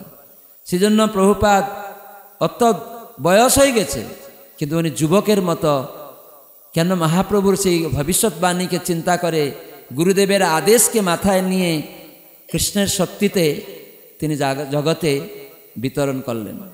এটাই বলে পরম্পরা, যে গুরু পরম্পরা মানে কৃষ্ণের শক্তি এরকমভাবে নেমে আসছে। তো আজকে কলিযুগে ধর্ম হরিনাম সংকীর্তন, কৃষ্ণ শক্তি বিনা নহে তার প্রবর্তন। তো প্রভুপাদের প্রতি তার গুরুর কৃপা এত বল ছিল, সেইভাবে কৃষ্ণ শক্তি তার মধ্যে প্রকট হয়েছে, যার ফলে সারা বিশ্বে তিনি এই ভবিষ্যৎবাণী পরিপূর্ণ করতে পেরেছেন। নগর গ্রাম, আজকে গ্রামেও প্রচার হচ্ছে। এখন মালকানগিরিতে আমি এসেছি 25 বছর আগেও, তখন এরকম রাস্তাঘাট ছিল না। 25 বছর আগে এরকম রাস্তাঘাট ছিল, জঙ্গল। আমরা একবার গাড়ি নিয়ে ঢুকছি মাওবাদী সময়, তখন আমাদের পুলিশ যেতে দিবে না, না ওই গ্রামে যাবে না। 22 নম্বরে ঢুকবো, তখন বলছে না এই রাস্তাতে যেতে পারবেন না। কতগুলা জায়গায় গেছি, হ্যাঁ, তখন যেতে দিবে না, আটকাচ্ছে। আমাদের মৃত্যু যে কোনোভাবে তো হবেই, মাওবাদীরা মারবে, হরিনাম করব, দেহত্যাগ হবে, ভগবত ধামে যাব, কি অসুবিধা আছে, মৃত্যু তো হবে। তখন আমরা ওদেরকে জোর করে তাদের নাম এনে আমরা ভিতরে ভিতরে ঢুকে ঢুকে এই হরিনাম বিতরণ করতাম। আর এখন আস্তে আস্তে ইস্কনের গ্রন্থ গীতা ভাগবত প্রচার হচ্ছে। আমাদের সংকীর্তন বাস মায়াপুর থেকে এসছে। আমি জিজ্ঞাসা করলাম আজকে যে কিভাবে গ্রন্থ বিতরণ হচ্ছে, বলছে হ্যাঁ গ্রন্থ সব লোক এখন জানছে, নিচ্ছে, পড়ছে। এবং আমাদের এখন ইস্কনে একটা জায়গা পাওয়া গেছে 7 নম্বরে, তো সেখানে মন্দির হয়নি এখনো, টিনের ঘর করে ওখান থেকে আমাদের বসুদাম শ্যাম প্রভুর থেকে প্রচার করছে কিছু ব্রহ্মচারীকে নিয়ে। আর সুবলহরি প্রভু এসে সেখান থেকে সবাইকে শেখাচ্ছে মায়াপুর থেকে এসে। আমরা মায়াপুর ইস্কন যে প্রধান কার্যালয় মায়াপুর চন্দ্রোদয় মন্দির, সে নবদ্বীপ ধামে অন্তর্দ্বীপে সেখানে অবস্থিত। সেখান থেকে আমরা আপনাদের কাছে এসেছি কি বলতে না, মহাপ্রভুর এই কথা যে আমরা মনুষ্য জীবনে, এই জীবনে আমরা যেন ভগবানের কাছে ফিরে যাই। আদর্শ গুরুর কাছে দীক্ষা নিয়ে, গুরু মানে কি, গু মানে অন্ধকার, রু মানে নিরোধক, যিনি অন্ধকার থেকে মুক্ত করবেন। কিভাবে না, সদ্গুরু দীক্ষার মাধ্যমে। দীক্ষা মানে কি, দিব্য জ্ঞান। দিব্য জ্ঞান কি, সম্বন্ধ, অভিধেয়, প্রয়োজনাত্মক ভগবত্তা জ্ঞান, যে কৃষ্ণের সাথে আমাদের নিত্য সম্বন্ধ গুরুদেব প্রদান করবেন। সেজন্য প্রথমে হরিনাম আমাদের গ্রহণ করতে হয়। এই হরিনাম মহাপ্রভুর প্রথম শিক্ষা। 8টি শিক্ষার মধ্যে প্রথম শিক্ষা চেত দর্পণ মার্জনং পরং বিজয়তে শ্রীকৃষ্ণ সংকীর্তনম। চেত দর্পণ মার্জনং ভব মহাদাবাগ্নি নির্বাপনম শ্রেয় কৈরব চন্দ্রিকা বিতরণং বিদ্যাবধু জীবনম আনন্দাম্বুধিবর্ধনং প্রতিপদং পূর্ণামৃত আস্বাদনম সর্বাত্মস্নপনং পরং বিজয়তে শ্রীকৃষ্ণ সংকীর্তনম। এই শ্রীকৃষ্ণ সংকীর্তন সর্বত্র প্রচার করা ইস্কনের একটা উদ্দেশ্য। ইস্কনের 7টা উদ্দেশ্যের মধ্যে একটা উদ্দেশ্য আছে, হরিনাম সংকীর্তন জগৎবাসীর কাছে বলা, গীতা ভাগবতের শিক্ষা অনুসারে প্রচার করা কৃষ্ণ ভক্তি। এইভাবে এই হরিনাম আমাদের হৃদয়ের আয়নাকে পরিষ্কার করে দেয়। এখন আমরা জানি না আমি কে, আমরা সবাই পরিচয় দেই কি, দেহের পরিচয় দেই। আমরা সবাই বলি আমার দেহ, আমার দেহ বলেন না সবাই, না আমি দেহ বলেন? কয়জন আমার দেহ বলেন? হাত তুলুন দেখি। আমার দেহ কয়জন বলেন? সবাই বলেন। আমি দেহ কয়জন বলেন? কয়জন আমি দেহ বলেন? হাত তুলুন। কেউ হাত তুলছেন না, তাহলে আমি দেহ নই। বোঝা গেল কি? তাহলে আমার দেহ আর আমি দেহ দুটির মধ্যে পার্থক্য বোঝা যাচ্ছে। তার মানে আমার দেহ, তাহলে আমি কে? তাহলে আমি দেহ নই। এখানে সহজ জিনিস। তার মানে আমি হিন্দু নয়, মুসলিম নয়, খ্রিস্টান নয়, আমি প্রধানমন্ত্রী নয়, রাষ্ট্রপতি নয়, মহিলা নয়, পুরুষ নয়, ধনী নয়, গরিব নয়, শিক্ষিত নয়, অশিক্ষিত নয়, বিজেপি নয়, বিজেডি নয়, তৃণমূলী নয়, কংগ্রেসি, সিপিএম নয়, ভারতীয় নয়, আমেরিকান নয়, পাকিস্তানি নয়, ডক্টর নয়, ইঞ্জিনিয়ার নয়। এটি মহাপ্রভুর প্রথম শিক্ষা। এ হরে কৃষ্ণ মন্ত্র, এই জন্য সদ্গুরু মহাপ্রভুর এই কথাকে দান করবে শিষ্যকে। শিষ্যকে হরিনাম দেয় না, অনেক গুরু হয়ে গেছে, হরিনাম করতে বলে না। আবার যদি বলে মনে মনে করো, হরিনাম জুড়ে করবে না। আমার কাছে একজন দীক্ষা নিয়েছে বৃন্দাবনে, সে এসে বলছে না না মনে মনে করতে হবে। আমি জিজ্ঞাসা করলাম আপনি মনে মনে করেন, খুব ভালো, আপনি শুদ্ধ ভক্ত, আপনি সবাইকে মনে মনে শিখাচ্ছেন। এই বাচ্চা বা এইসব এরা তো মন চঞ্চল, মনকে স্থির করতে গেলে মনে মনে হবে। একটা বাচ্চা শিশুকে অ আ শেখানো হয়, জোরে জোরে বলে, তো মা হরিদাস ঠাকুর 3 ভাবে হরিনাম করতে বলে গেছেন, উচ্চৈশ্বরে, আংশিকভাবে, মানসিকভাবে। তো আমরা তো হরিদাস ঠাকুরকে অনুকরণ করতে পারি না এই মুহূর্তে। আবার যদি আপনি শুদ্ধ ভক্ত হন, আপনার মধ্যে সেই মানসিকভাবে আপনি ভগবানের নাম চিন্তা করতে পারেন, আপনি উন্নত। কিন্তু আপনি অন্য বদ্ধজীবকে, তার চঞ্চল মনকে শিখাতে হরিদাস ঠাকুরের শিক্ষাকে প্রচার করতে হবে। সেজন্য উচ্চৈশ্বরে জপ করতেও বলতে হবে। 3 প্রকার জপের কথা বলা হয়েছে উচ্চস্বরেও। তো সেজন্য মালাতে উচ্চস্বরে জপ করার কথাও বলা হয়েছে। আবার উচ্চস্বরে মৃদঙ্গ করতাল বাজিয়ে হরিনাম করতেও বলা হয়েছে। মহাপ্রভু নিজে বলেছেন উচ্চস্বরে জপ। তিনি তুলসী দেখতেন, কেউ একজন নিয়ে যেত, আর গনে গনে তিনি বলে বলে যেতেন। তো এটা অনেক সময় জানতে হবে। আমাদের মন চঞ্চল, যখন জপমালা চোখ বন্ধ করি, নাতিটা কোথায় গেল, পুতিটা কি হলো, আজকে ব্যবসায় গেলাম না, এই হলো সেই হলো, কত রকম জিনিস এসে উপস্থিত হয়ে যাবে। কিন্তু আপনার এটা থেকে আপনি হরে কৃষ্ণ বলা, শোনার মাধ্যমে মনে স্মরণ, এটাই কি হবে, কীর্তন প্রভাবে, স্মরণ স্বভাবে। স্বাভাবিক একদিন আসবে অটোমেটিকলি, সেটা আমাদের উচিত। কারণ শাস্ত্রের সার বস্তু হচ্ছে আমাদের কি করে মনে কৃষ্ণ স্মরণ হবে। কেন গীতায় কৃষ্ণ বলছেন, অন্তকালে চ মামেম স্মরণ মুক্তা কলে বরং, তুমি আমাকে স্মরণ করে দেহ ত্যাগ করবে। তার জন্য অভ্যাস করতে হবে হরিনাম। কিন্তু এখনই আমি কনিষ্ঠ অবস্থায় হরে কৃষ্ণ যদি চোখ বন্ধ করে করি, তখন বাচ্চা, ছেলে, গাড়ি বাড়ি এইসব চিন্তা হবে। কারো হচ্ছে ভালো, কিন্তু তার মানে সে এরকম শিখাবে না যে মনে মনে করো। অনেক ইউটিউবে দেখাচ্ছি কিছু কিছু সাধু যে মনে মনে করো সব। আরে সে তো এখন মনে চোখ বন্ধ করলেই অন্য জিনিস দেখছে। আপনার চোখ বন্ধ করে কি দেখছে? কৃষ্ণ নাম আসছে। সেই জন্য প্রভুপাদ বললেন, তোমার মনে যদি নাও আসে, হরে কৃষ্ণ মন্ত্র লিখে রাখো সামনে, সেটাকে দেখে দেখে হরে কৃষ্ণ ধ্যান করো মন্ত্রে। মন্ত্র দেবতা রাধা কৃষ্ণ একদিন আসবে। কৃত্রিম উপায়ে এই নামে স্মরণ করো না, কৃত্রিম উপায়ে। এখন তুমি কৃত্রিম উপায়ে করছো, রাধা কৃষ্ণ এইরকম, দ্বিভুজ মুরলীধর এরকম, আমি এরকম, আমার এই শাড়ি দিয়েছে, এরকম কিছু কিছু গুরুরা প্রতারণা করছে। এটা ঠিক নয়। আপনি কৃত্রিম উপায়ে চোখ বন্ধ করে আপনি একটা মেয়ে হয়ে গেলেন সঙ্গে সঙ্গে, দীক্ষা নিয়েই। কোথাও কোথাও এরকম তাদেরকে শিখাচ্ছে গুরুরা। আপনি পুরুষ দেহ পেয়েছেন, হ্যাঁ, গোপী ভাব কখন আসবে? যতক্ষণ পর্যন্ত এই দেহাত্ম বুদ্ধি আছে, হুচট খেলেই ও বাবা গো মা গো হয়। রাত্রে স্বপ্ন দেখছি ছেলে মেয়ের কথা, স্ত্রীর কথা, সুন্দরী মেয়ের কথা, আর সেখানে আমি মনে মনে ভেবে নিলাম আমি এই গোপী, আমার এই দেহ, আমার এই পোশাক, এগুলি অবান্তর। এগুলি অনেক সময় প্রাকৃত সহজিয়ারা এটা শিখায়। প্রাকৃত সহজিয়া ধর্মের নামে এরকম শিখাচ্ছে, কিন্তু আচার্যরা এরকম শিখাবে না। তারা মনে স্মরণ কি করে হাসবে, প্র্যাকটিক্যাল হতে হবে, বাস্তববাদী হতে হবে। সেজন্য হরিদাস ঠাকুর নামাচার্য, তিনি শিখিয়েছেন, তাকে অনুসরণ করতে হবে। তো সেজন্য কেউ মানসিকভাবে আসলেও তার কর্তব্য, অন্যের আসবে না সেটা। আমার হলেও আমি অনেক উন্নত বড় হয়ে যাবে, হবে না। এটা আপনি অ জানেন, ইংরাজি মানে অঙ্ক কষতে পারেন, এটা ছেলেকে শিখাচ্ছেন, আপনিও শিক্ষক বোর্ডে গিয়ে জুড়ে জুড়ে অ বল, এটা আ বল, কিন্তু তার মানে শিক্ষক ছাত্ররা ভাবে ও স্যার তো এখনো ও আ বলছেন, তাহলে এখানে পড়ে লাভ নেই, ইনি শিক্ষক কি করে হলো, এরকম বলেই কখনো কখনো কেউ চলে যেতে পারে। এরকম একটা বুড়ি মা ছিল, তার ছেলেকে ইংরাজি শেখাতে চায়। তখন একটা মাস্টার নিয়ে এসছে টাকা দিয়ে, বলে আমার ছেলেকে ভালো ইংরাজি শেখাতে হবে।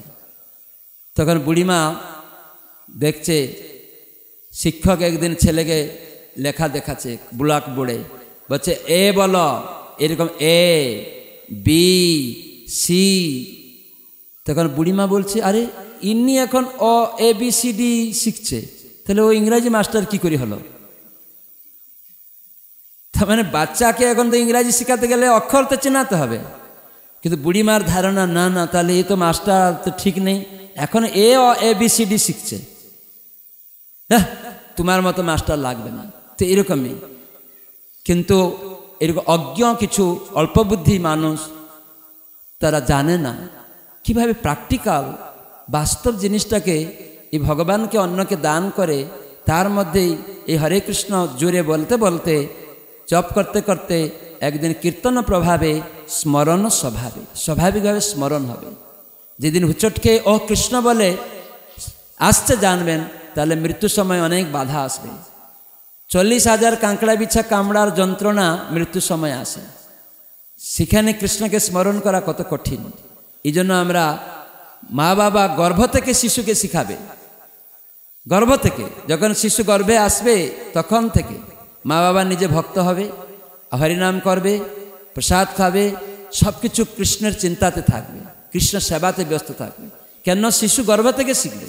প্রহ্লাদ মহারাজ যেমন গর্ভ থেকে নারদ মুনির ভাগবত কথা শিখেছিলেন, তার ফলে গুরুকুলে গেলেও অসুর শিশু সন্তান বন্ধুদেরকে কৃষ্ণ কথা শিখাচ্ছেন। গুরুদেব যত শিখালেও মানছে না। বাবা যখন একদিন রাজসভায় জিজ্ঞাসা করছে, গুরু থেকে কি শিখলি, শ্রেষ্ঠ জ্ঞান কি? তখন প্রহ্লাদ বলে শ্রবণম কীর্তনম বিষ্ণু স্মরণম পাদ সেবনম, এই কথা প্রহ্লাদ বলতে শুরু করে দিয়েছে। তার মানে ওর যে ষণ্ড অমর্ক গুরু থেকে কোনো রাজনীতি বা কোনো কিছু আসুরিক শিক্ষা নেই। বলে আমি তো গুরু থেকে শিখেছি। তিনি শিখেছিলেন কি গুরু? নারদ মুনি। গর্ভে যখন ছিলেন, যখন প্রহ্লাদ মহারাজের মাকে চুরি করে নিয়ে গিয়েছিল দেবতারা, হিরণ্যকশিপু যখন তপস্যা গিয়েছিল, তখন নারদ মুনি বাধা দিয়ে দেবতাদের নিয়ে গিয়ে তাকে শিখিয়েছিলেন, গর্ভকে লক্ষ্য করে শিখিয়েছিলেন। তাই মা বাবার এরকম কর্তব্য, মা বাবা সাধু হবে এবং নিজের সন্তানকে গর্ভ থেকে শিখাবে। আজে বাজে ছবি দেখবেন মোবাইলে, টিভিতে, মদ খাচ্ছে লোক, খুন করছে লোক, সিগারেট খাচ্ছে, ছেলেমেয়েরা হাত ধরাধরি করে নিয়ে চলে যাচ্ছে। আজকাল ছেলেমেয়েরা কলেজে গিয়েই, স্কুল কলেজে একটু বড় হয়ে গিয়েই এসব শুরু করে দিচ্ছে। কেন? গর্ভ থেকে, মায়ের গর্ভ থেকে শিখে এসছে। তো সেজন্য সাবধান। আমরা দেখছি এখন আমাদের ইস্কনের ভক্তরা তাদের সন্তান সন্ততি দেখছি, যেহেতু গর্ভে শিশু এসছে, ভক্ত, প্রসাদ ছাড়া কিছু খায় না, হরিনাম করে, কোনো কিছু খারাপ দেখে না, সেই বাচ্চা দেখা যাচ্ছে তার কাছে সে প্রণাম করছে, সেও প্রণাম করছে, সে হরে কৃষ্ণ বলছে, সেও হরে কৃষ্ণ বলছে, সে মহাপ্রসাদ গোবিন্দ বলছে, যে কিছু বললেই বলে দিচ্ছে, শ্লোক বলে দিচ্ছে, গান বলে দিচ্ছে। ছোট্ট বাচ্চাকে কেউ শিখায়নি, মায়ের গর্ভ থেকে শিখে আসে শিশুরা। তো সেজন্য ইস্কন ভক্তরা তারা প্রভুপাদ এরকমভাবে শিখিয়েছেন যে কীভাবে আমরা যে হরিনাম করে এবং আস্তে আস্তে চেতনাকে মার্জিত করে এই সমস্ত পাপকর্ম থেকে মুক্ত হব। সাধুসঙ্গের মাধ্যমে প্রসাদ খেতে খেতে যখন আমরা পবিত্র হব, তখন দীক্ষা দেয় গুরুদেব, তার আগে দীক্ষা দেয় না। আজকাল গুরু তো বলে তুমি দীক্ষা নেবে, ঠিক আছে নিয়ে নাও, মন্ত্র নিয়ে এসে গেছো আমার কাছে, নিয়ে নাও। সে মাছ মাংস ছাড়িনি, তাকে যে বীজ দিয়ে দিলেন। আপনি ধান গাছ চাষ করবেন, আগাছা রয়েছে, আগে হাল না করে আজে বাজে গাছ পাছ না তুলে বীজ বপন করবেন, সেটা মূর্খ। তো সেজন্য ইস্কন প্রতিষ্ঠাতা ছিল প্রভুপাদ, এইগুলি আগে তাদের বলেন যে অভ্যাস করো। যেমন নারদ মুনি সেই ব্যাধকে বলেছিলেন, ব্যাধ ছিল তো পশু হত্যা করত, মাংস বিক্রি করত, পশু হত্যা করত, মাংসও খেত।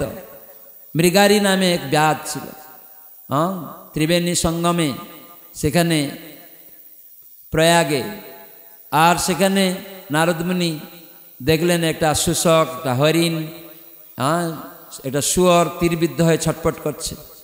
তখন আশা দেখে এটা হরিণ পালিয়ে গেছে। তখন এই মৃগারী, সে শিকারী, সে তখন আগে এসে, হে ঋষিবর কেন এলেন এদিকে? কেন না, আমি একটা হরিণকে লক্ষ্য করছিলাম, আপনাকে দেখে পালিয়ে গেল। ও এই একটু আগে দেখলাম তীরবিদ্ধ হয়ে 3টা পশুকে পায়ের মধ্যে তীর মারা আছে, ছটপট ছটপট করছে, তুমি করেছো মনে হচ্ছে? বলছে হ্যাঁ, আপনার অনুমান ঠিক, আমি এগুলা করেছি। কেন করছো জানো?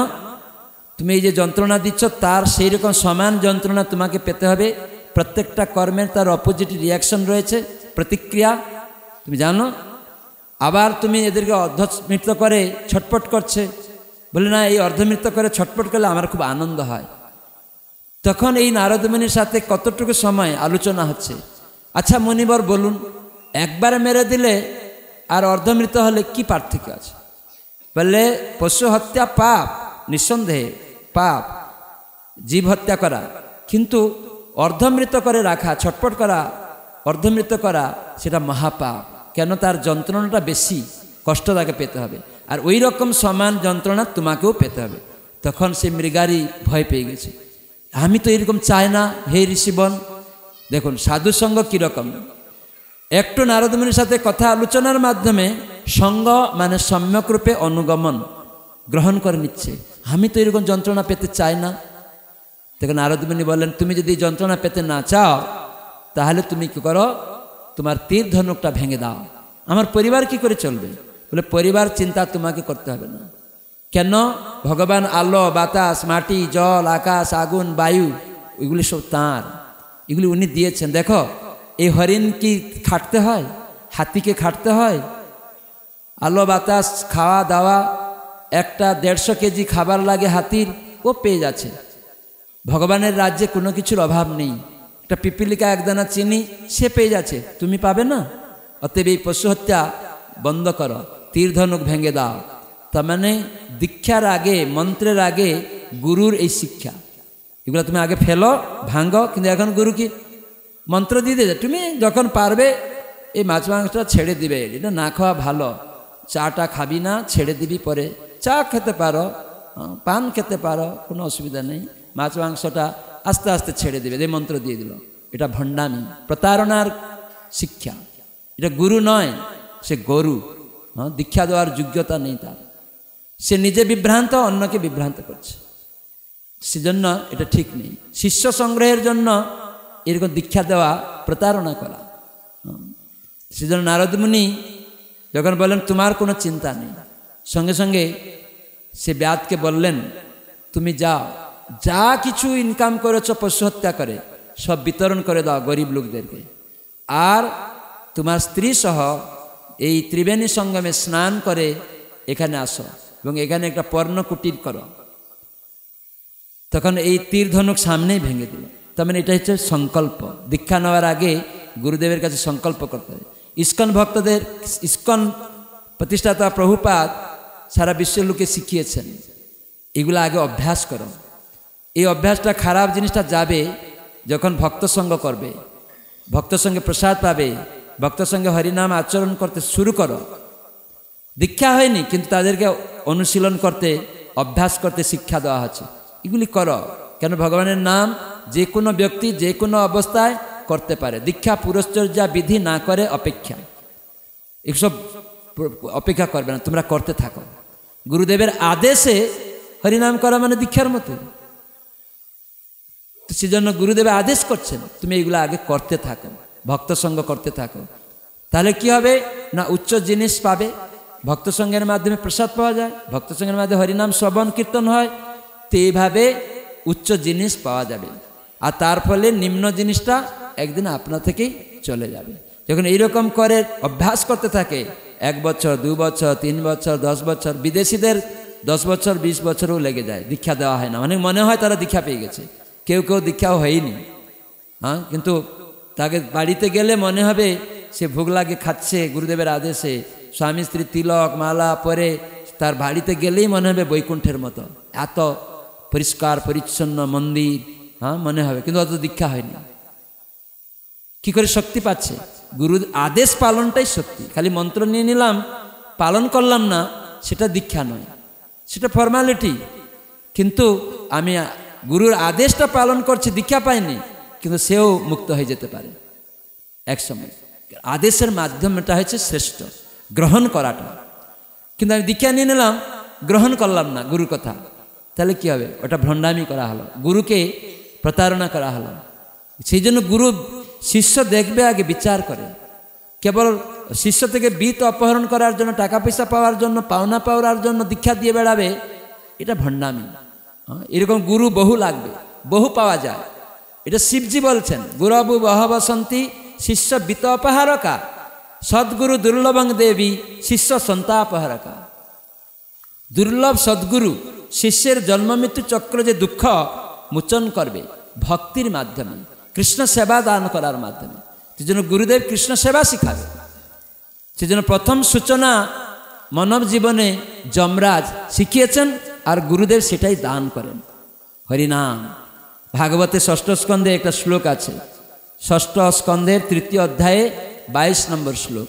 ওখানে বলা হয়েছে এতাবানেব লোকস্মিন পুংসাম ধর্মং পরস্মৃত ভক্তি যোগ ভগবতী তন্নাম গ্রহণাদিভি। কি বলা হচ্ছে? যমরাজ যমদূতদেরকে বলছেন যে সেটাই মানব সমাজের পরম ধর্ম। সেটি কি না, ভগবানের দিব্য নাম কীর্তন থেকে শুরু হয় যে ভক্তি যোগ। ভক্তি যোগ বলা হলো। ভক্তি মানে সেবা। কিভাবে সেবা? না সমস্ত ইন্দ্রিয় দিয়ে ভগবানের সেবাকে ভক্তি বলা হয়। তার মানে সমস্ত কর্ম ভগবানের সেবাতে যুক্ত করে দেওয়া, তাকে বলা হয় ভক্তি যোগ।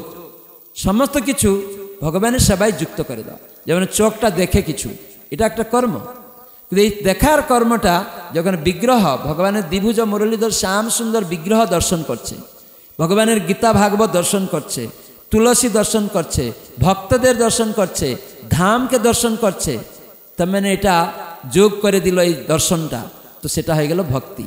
তো জিহ্বা দিয়ে কথা বলছি, খাচ্ছি, তো এখানে বলা আছে জিহ্বা দিয়ে বলা, ভগবানের নাম যুক্ত হয়ে গেল। তো মানে জিহ্বা দিয়ে ভগবানের নাম শুরুটা ভক্তি যোগ হয়ে গেল। বলছে ভক্তি যোগ।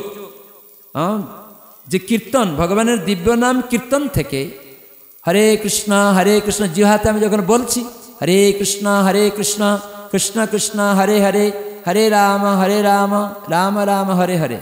শাস্ত্র বললেন নারদ পঞ্চরাত্রে যে হৃষিকেশ সেবনং ভক্তির উচ্চতে। হৃষিক মানে ইন্দ্রিয়, হৃষিকেশ মানে ইন্দ্রিয়ের প্রভু ভগবান কৃষ্ণ।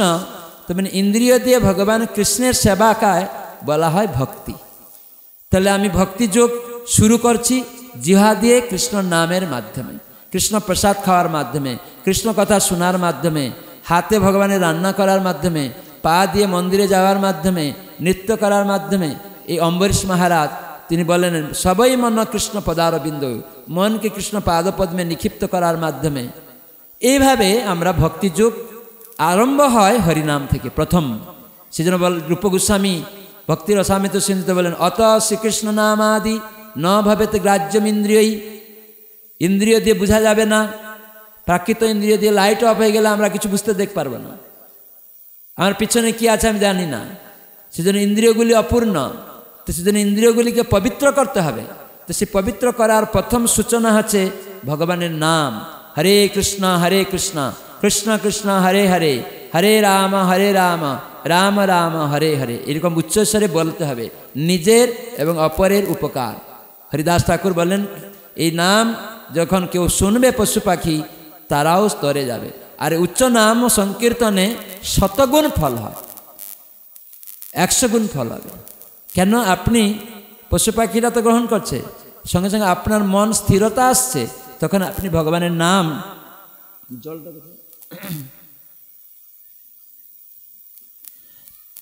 স্মরণ করতে সুযোগ হবে। কীর্তন প্রভাবে স্মরণ সভা, তখন মৃত্যু যে কোনোভাবে আসুক না কেন আপনি কৃষ্ণ নাম স্মরণ করলে ভগবত ধামে চলে যাবে। এটি হচ্ছে শাস্ত্রের আসল জিনিস। নরোত্তম দাস ঠাকুর প্রেমভক্তি চন্দ্রিকায় তিনি বললেন, প্রেমভক্তি গুরু প্রেমভক্তি চন্দ্রিকায় তিনি কি জানালেন? মনের স্মরণ প্রাণ মধুর মধুর ধাম যুগল বিলাস স্মৃতিসার।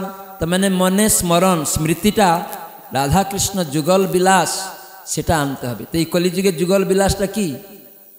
ভগবানের নাম রাধা কৃষ্ণ। হরে রাধারানীর নাম, হরা সম্বোধনার্থে হরে, এই জন্য হরে রাধারানী কৃষ্ণের মনকে হরণ করেন, এই জন্য তিনি হরে হরা। তো সেজন্য হরা থেকে হরে, তো রাধারানীর নাম হচ্ছে হরা। তো হরে সম্বোধনার্থে এসেছে। কৃষ্ণ যিনি সর্বশক্তিমান, আনন্দ দান করেন, তিনি হচ্ছেন স্বয়ং ভগবান, আদি পুরুষ, দ্বিভুজ মুরলীধর, শ্যাম সুন্দর। তো সেজন্য একসাথে আমরা যুগল বিলাস এই হরে কৃষ্ণ এই নাম করছি। 16 নাম 32 অক্ষর ভাগবত ভগবানের নাম। এই 16 অক্ষর 32 নাম, 16 নাম 32 অক্ষর, 16 নাম 32 অক্ষরাত্মক যে ভগবানের নাম বৈষ্ণবেরা কি করেন নিত্য প্রজপন, তারা নিত্য এই 16 নাম 32 অক্ষর প্রজপন য বৈষ্ণব রাধা কৃষ্ণ স্থলং লভেত, তারা রাধা কৃষ্ণ গোলক বৃন্দাবনে আছেন সেই স্থানে চলে যেতে পারবে। তো সেজন্যই আমাদের ভগবানের নাম স্মরণ কি করে হবে, তাই জন্য কীর্তন প্রভাবে যখনই কীর্তন করতে করতে একদিন এই জপ উচ্চস্বরে করা, আবার হাততালি মৃদঙ্গ করতাল বাজিয়ে কীর্তন করা, 2 রকম জপের 2 রকম স্থিতি। এই জপ উচ্চস্বরে হবে 3 রকম, উচ্চস্বরে জপ হবে, আংশিকভাবে হবে, মানসিকভাবে হবে। রূপ গোস্বামী নামাষ্টকমে জানালেন। আর এটি হরিদাস ঠাকুরও 3 লক্ষ নাম 3 ভাবে করতেন মালাতেই জপ। হরিদাস ঠাকুর উড়িষ্যা পুরীতে থাকতেন, তো সেজন্য আমরা তাকে মহাপ্রভু নামাচার্য উপাধি দিয়েছেন। আমরা তার থেকে শিখব না অন্য যে কেউ এসে বলে দিল মনে মনে করে। এখন আমি মনে চঞ্চল, মনে মনে করে বাবা ছেলে এইসব মনে হচ্ছে, কি লাভ হলো, মৃত্যু হয়ে গেলে কি হবে? তো সেই জন্য সূচি অসুচি বিচার নেই, হরিনাম যে কোনো ব্যক্তি করতে পারবে যে কোনো অবস্থাতে। হরে কৃষ্ণ মন্ত্র কীর্তন আপনি তখন করতে পারবেন, শৌচালয়ে বসেও হরিনাম করতে পারেন। মালা হয়তো তখন নেবেন না, মুখে বলবেন শৌচালয়ের মধ্যে। একবার পুরীতে গোপাল নামে এক শিশু, মহাপ্রভু তখন শৌচালয়ে যাবেন, মহাপ্রভু শিখাচ্ছেন যে হরিনাম সর্বত্র সর্ব অবস্থায় সমস্ত ব্যক্তির অধিকার আছে। তো সেই মহাপ্রভু জীবটাকে কামড়িয়ে এরকম করে শৌচালয়ে ঢুকছেন, তখন গোপাল নামে এক শিশু বলছে মহাপ্রভু জীবটা কামড়িয়ে কেন শৌচালয়ে যাচ্ছেন? বলে দেখো আমার জীবটা 24 ঘন্টা অনবরত হরে কৃষ্ণ কৃষ্ণ কৃষ্ণ হরে হরে, হরে রাম রাম রাম হরে হরে করতে থাকে। আর আমি শৌচালয়ে যাচ্ছি, ওটা অপবিত্র জায়গা, ওখানে ভগবানের নাম পবিত্র, এই জন্য যাচ্ছি জীবটা কামড়িয়ে যাতে হরিনাম না হয়। তখন সেই গোপাল শিশু সে যে মহাপ্রভু শৌচালয়ে যদি মৃত্যু হয়ে যায় তাহলে তো হরিনাম হলো না, তখন কি হবে? তখন মহাপ্রভু সঙ্গে সঙ্গে তাকে আলিঙ্গন করে বললেন গোপাল তুমি আজ থেকে আমার গুরু। এই জন্য গোপাল গুরু গোস্বামী নাম তত্ত্ব শিখিয়েছেন। তো মানে অনেক বিভ্রান্তি লোকেদের রয়েছে যে না না এখন বাচ্চা মানে বাবা মারা গেছে এসব হরিনাম করতে হবে না, তোমরা এখন অসুচ পালন করো। আরে অসুচটা কি? মাছ মাংসটা অসুচি ত্যাগ করতে হবে, মাছ মাংসটা ত্যাগ করতে হবে, কিন্তু ভক্ত তো মাছ মাংস খায় না, তার আবার অসুচি কোথা থেকে এলো? হ্যাঁ বাবা মারা গেছে বলে অসুচ হয়ে গেল? হ্যাঁ সেখানে সে কী করে অসুচি? ব্রাহ্মণ বললো অসুচি পালন করো, কি পালন করবো? মাছ মাংস খাবি না, তাহলে মাছ মাংসটা অসুচি। তার মানে বাড়িতে মাছ মাংস আনাটাই অসুচি জায়গা। বাবা মারা গেল, আত্মা চলে গেল বলে সেটা সব হয়ে গেল, অসুচি হয়ে গেল, তাই স্পর্শ করে স্নান করতে হয়, গোবর লেপতে হয়, পুড়িয়ে দিতে হয়, তারপরে স্নান করে ঘরে ঢুকতে হয়। তাহলে আমরা যে মাছ মাংস খাচ্ছি ওটা সব, তোমরা সেখানে আত্মা চলে গেছে বলে ওটা অসুচ, পবিত্র সব অপবিত্র, তো সেটাকে টাচ করা অপবিত্র। তাই জন্য যারা মাছ মাংস খায় বলে তোমরা এগুলো খাবে না, এই অসুচি পালন করো। বাবা মারা গেছে, তার মানে বুদ্ধিমান হওয়া উচিত। তো এই মাছ মাংস খাওয়াটা সব খাওয়া, অসুচি জিনিসকে বাড়িতে আনা মানে শ্মশান করা বাড়িটাকে। শ্মশান মানে ভূতের বাসা, তার মানে ঝগড়াঝাটি কেন হচ্ছে? তার মানে শ্মশান তৈরি করছি বাড়িটা। তো সেজন্য বুদ্ধিমান হওয়া উচিত। সেজন্য বাবা মা মারা গেলেই ভক্ত অসুচি হয়ে যায় না। কেন? অসুচি জিনিস সে খায় না, সে প্রসাদ ছাড়া কিছু গ্রহণ করে না। এই জন্য তার নিত্য সেবা ভগবানের জন্য। কেন? ভগবান যদি তার নিজের হয়, ভগবান আমার পুত্র, ভগবান আমার স্বামী, ভগবান আমার বন্ধু, যদি এরকম ভাবেন তাহলে স্বামীকে অভুক্ত রেখে দিবেন? এটা মূর্খামি। সেজন্য নিজের মমত্ব বুধে প্রীতি স্নেহ নিয়ে সবসময় ভগবানের সেবা চলতে থাকবে, কখনো বন্ধ হবে না। সেজন্য ভক্তের কোনো অসুচি নেই। সেই জন্য সর্বদা হরিনাম জপ, ভগবানের আরাধনা, পূজা, গ্রন্থপাঠ, মারা গেলেও সব করবে। ভক্ত হয়তো বাবা মা মারা গেছে, সেখানে 10 দিন পালন করছে, তাদের 10 দিনও করার প্রয়োজন হয় না, সেই দিনেই তারা সব কিছু বৈষ্ণব সেবা করতে পারে। কিন্তু জগতে থাকে পরিবারের একটা এরকম নিয়ম, 10 দিন 1 মাস বা কারো এরকম থাকে, সেজন্য সেই দেখাবে লোক দেখানো যে আমরা 10 দিনে দিনে খৌরি কার্য করছি আমরা। কিন্তু বাড়িতে সব ভোগ লাগাবে, রান্না করবে, পূজা করবে। যারা মাছ মাংস খায় না, সদ্গুরু দীক্ষা লাভ করেছে, তাদের জন্য কোনো এইসব নিয়ম নেই। তারা সর্বদা ভগবানকে নিজের মনে করে মমত্ববোধে প্রীতির সহিত তার সেবা করে যাবে। সেজন্য ভক্তের কোনো অসুচি চিন্তা নেই। সেজন্য হরিনাম পবিত্র, অন্য অপবিত্র জিনিসকে পবিত্র করে দেবে। ভাগবতে বলা হচ্ছে সমস্ত দোষকে নিশ্ছিদ্র করে দেবে। এই জন্য ভগবানের নাম অত প্রয়োজন। এ আমরা ভাগবত কথা পাঠ করছি, শ্লোক উচ্চারণ করতে গিয়ে দেখা গেল একটু শ্লোকে ভুল হয়েছে। ভগবানের নাম করবেন, হরে কৃষ্ণ কৃষ্ণ কৃষ্ণ হরে হরে, হরে রাম রাম রাম হরে, সেই শ্লোকটা পূর্ণ হয়ে যাবে। তার মানে ওই যে ছিদ্র, কলিযুগে আমাদের সব ছিদ্র আছে, কিন্তু সর্বং করুতি নিশ্ছিদ্রম তব সংকীর্তন না। অষ্টম স্কন্ধে ভাগবতে শুক্রাচার্য বলি মহারাজের কাছে বলছে, তখন জানতে পেরেছে। শুক্রাচার্য আগে জানতে পেরেছিল না, অসুরদের গুরু ছিল, এই দেহই সব শিখাতো। শুক্র তারা এটাই মনে করছে দেহ, অসুর গুরুরা দেহাত্ম বুদ্ধিতে থাকে, দেহই সব, দেহকে সুখ দাও, এটা হচ্ছে আসুরিক চিন্তাধারা, শুক্রাচার্যের চিন্তাধারা। তো সেটাই ভক্তরা এই দেহাত্ম বুদ্ধিতে যাবে না। তারা সর্বদা চেষ্টা করবে কৃষ্ণ নাম করতে, কৃষ্ণ প্রসাদ খেতে। সেজন্য মহাপ্রভুর নির্দেশে হরিদাস ঠাকুর আর নিত্যানন্দ প্রভু তারা প্রচার করলেন। মহাপ্রভু বললেন, 10-5 মিলি নিজ দ্বারেতে বসিয়া কীর্তন কর হসবে হাতে তালি দিয়া। যে দ্বারে দ্বারে মানে বারান্দায় বসো, তো ঘর নেই, বারান্দা আছে, 10-5 মিলি নিজ দ্বারে বসো। তার মানে প্রত্যেক গৃহস্থের কর্তব্য সপ্তাহে একদিন কমপক্ষে দ্বারে দ্বারে আর এক পরিবারকে নিয়ে, 3-4 পরিবারকে নিয়ে 10 জন হয়ে গেল, আপনার বারান্দাতে আজকে রবিবারে বসলেন, পরের রবিবারে ওই পরিবারে বসলেন, আপনারা গেলেন। এরকম ঘুরে ঘুরে 4টা পরিবার মাসে একবার করে নিজের বাড়িতে, আর দৈনিক নিজের বাড়িতে ছেলে মেয়ে স্ত্রী পুত্র নিয়ে তুলসী রাধাকৃষ্ণ মহাপ্রভু নিতাই গৌর পরম্পরার মাধ্যমে সেবা করতে লাগবেন। আর চাকরি, ব্যবসা, চাষবাস কোনো কিছু ত্যাগ করতে হবে না, সব কিছু কৃষ্ণের উদ্দেশ্যে করবেন। সর্বকর্মাণি অপি সদা, 24 ঘন্টা কৃষ্ণ সেবা লাগাতে হবে। 24 ঘন্টা, সদা মানে 24 ঘন্টা। তো ঘুমাবো না, হ্যাঁ ঘুমানোটাও কৃষ্ণ সেবা, খাবো না, খাওয়াটাও কৃষ্ণ সেবার জন্য। তো যেন যত কর্ম আছে রুটিন করে নিতে হবে। তার মানে ভোরে উঠা, সূর্য উদয়ের আগে স্নান করা, এইসব কর্ম কৃষ্ণের জন্য। এই তপস্যা, শীতে ঘুম ভাঙাচ্ছে না, কিন্তু তপস্যা করতে হবে কি না, ভগবানের সেবার জন্য।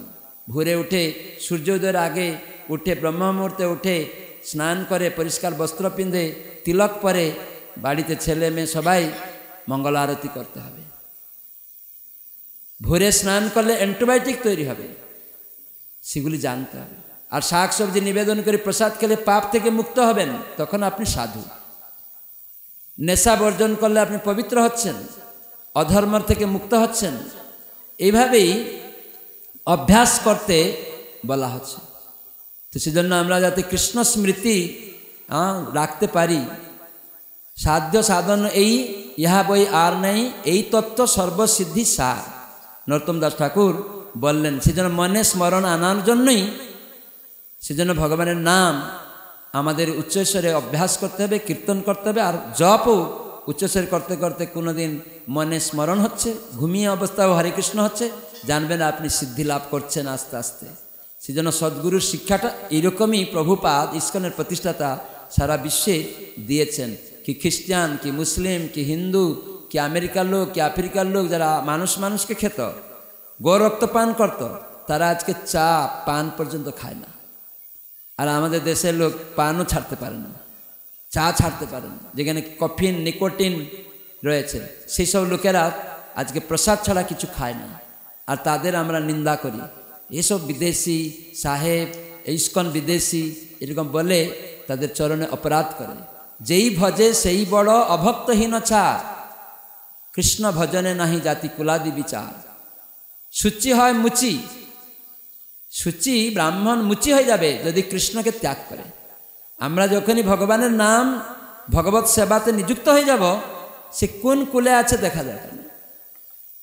আসলে সবাই আত্মগত পরিচয়ে আমরা তার নিত্য সেবক। তাই জন্য সমস্ত সেবা করার মাধ্যমে ভগবান সুখ পাবেন, সেটাই আসল প্রেম, ভগবানের সুখ বিধান। সেটার জন্যই প্রচেষ্টা। সেজন্য ইস্কন ভক্তরা নাম হট্ট সংঘ পাড়াতে পাড়াতে তৈরি করতে বলছে। মহাপ্রভুর নির্দেশে নিত্যানন্দ প্রভু করেছিলেন যে পাড়ায় পাড়ায় 10-5 মিলে বসবে, সেখানে গীতা থেকে ভাগবত থেকে শুনবেন, একমালা জপ করবেন, আর সেখানে কিছু ফলমূল নিবেদন করে শেষে প্রসাদ পাবেন, আর বাড়িতে নৃত্য করবেন। এইরকম সাধুসঙ্গ করতে করতে এইরকম আস্তে আস্তে আমাদের খারাপ জিনিসগুলো আপনা থেকেই যাবে, এবং সদ্গুরু দীক্ষা নিয়ে আরও দৃঢ় সহিত ভজন করে ভগবত ধামে যাওয়ার প্রচেষ্টা রাখতে হবে। কোনো জড়জাগতিক কামনা বাসনা নিয়ে ভগবত ভজন নয়, কোনো প্রয়াস, কেবল কৃষ্ণ সেবা, তোমার সেবা করবে। এই যে চাকরি দিয়েছ, ব্যবসা দিয়েছ তোমার জন্য, এই স্ত্রী দিয়েছ তোমার সেবার জন্য, তোমার ভক্তপুত্র আসবে তোমার সেবা করবে, আমাকে দেখবে এরকম না। এই যে চাল ডাল দিয়েছ তোমার সেবার জন্য, এই মনোবৃত্তি শেখানো হচ্ছে সারা বিশ্বের মানুষকে ইস্কনের প্রচারের মাধ্যমে। হরে কৃষ্ণ কৃষ্ণ কৃষ্ণ হরে হরে, হরে রাম রাম রাম হরে হরে। এই জন্য এই শ্লোকে বলা হলো যে ভগবানের দিব্য নাম কীর্তন থেকে শুরু হয় যে ভক্তিযোগ, তাই মানব সমাজে জীবের পরম ধর্ম, পরম মানে শ্রেষ্ঠ ধর্ম। এটাই দ্বারা মহাপ্রভু নামে প্রেম দিয়েছেন। যখন শুদ্ধ নাম হবে তখন আপনি প্রেম ভগবত ধামে ফিরে যাবেন। নিতাই গৌর সীতানাথ প্রেমানন্দে। সবাই বলুন উচ্চস্বরে হরে কৃষ্ণ, আরো জুড়ে হরে কৃষ্ণ কৃষ্ণ কৃষ্ণ হরে হরে, হরে রাম রাম রাম হরে হরে। বাঞ্ছা কল্পতরুভ্যশ্চ কৃপা সিন্ধুভৈব চ পতিতানাং পাবনেভ্यो বৈষ্ণবেভ্यो নমো নমঃ।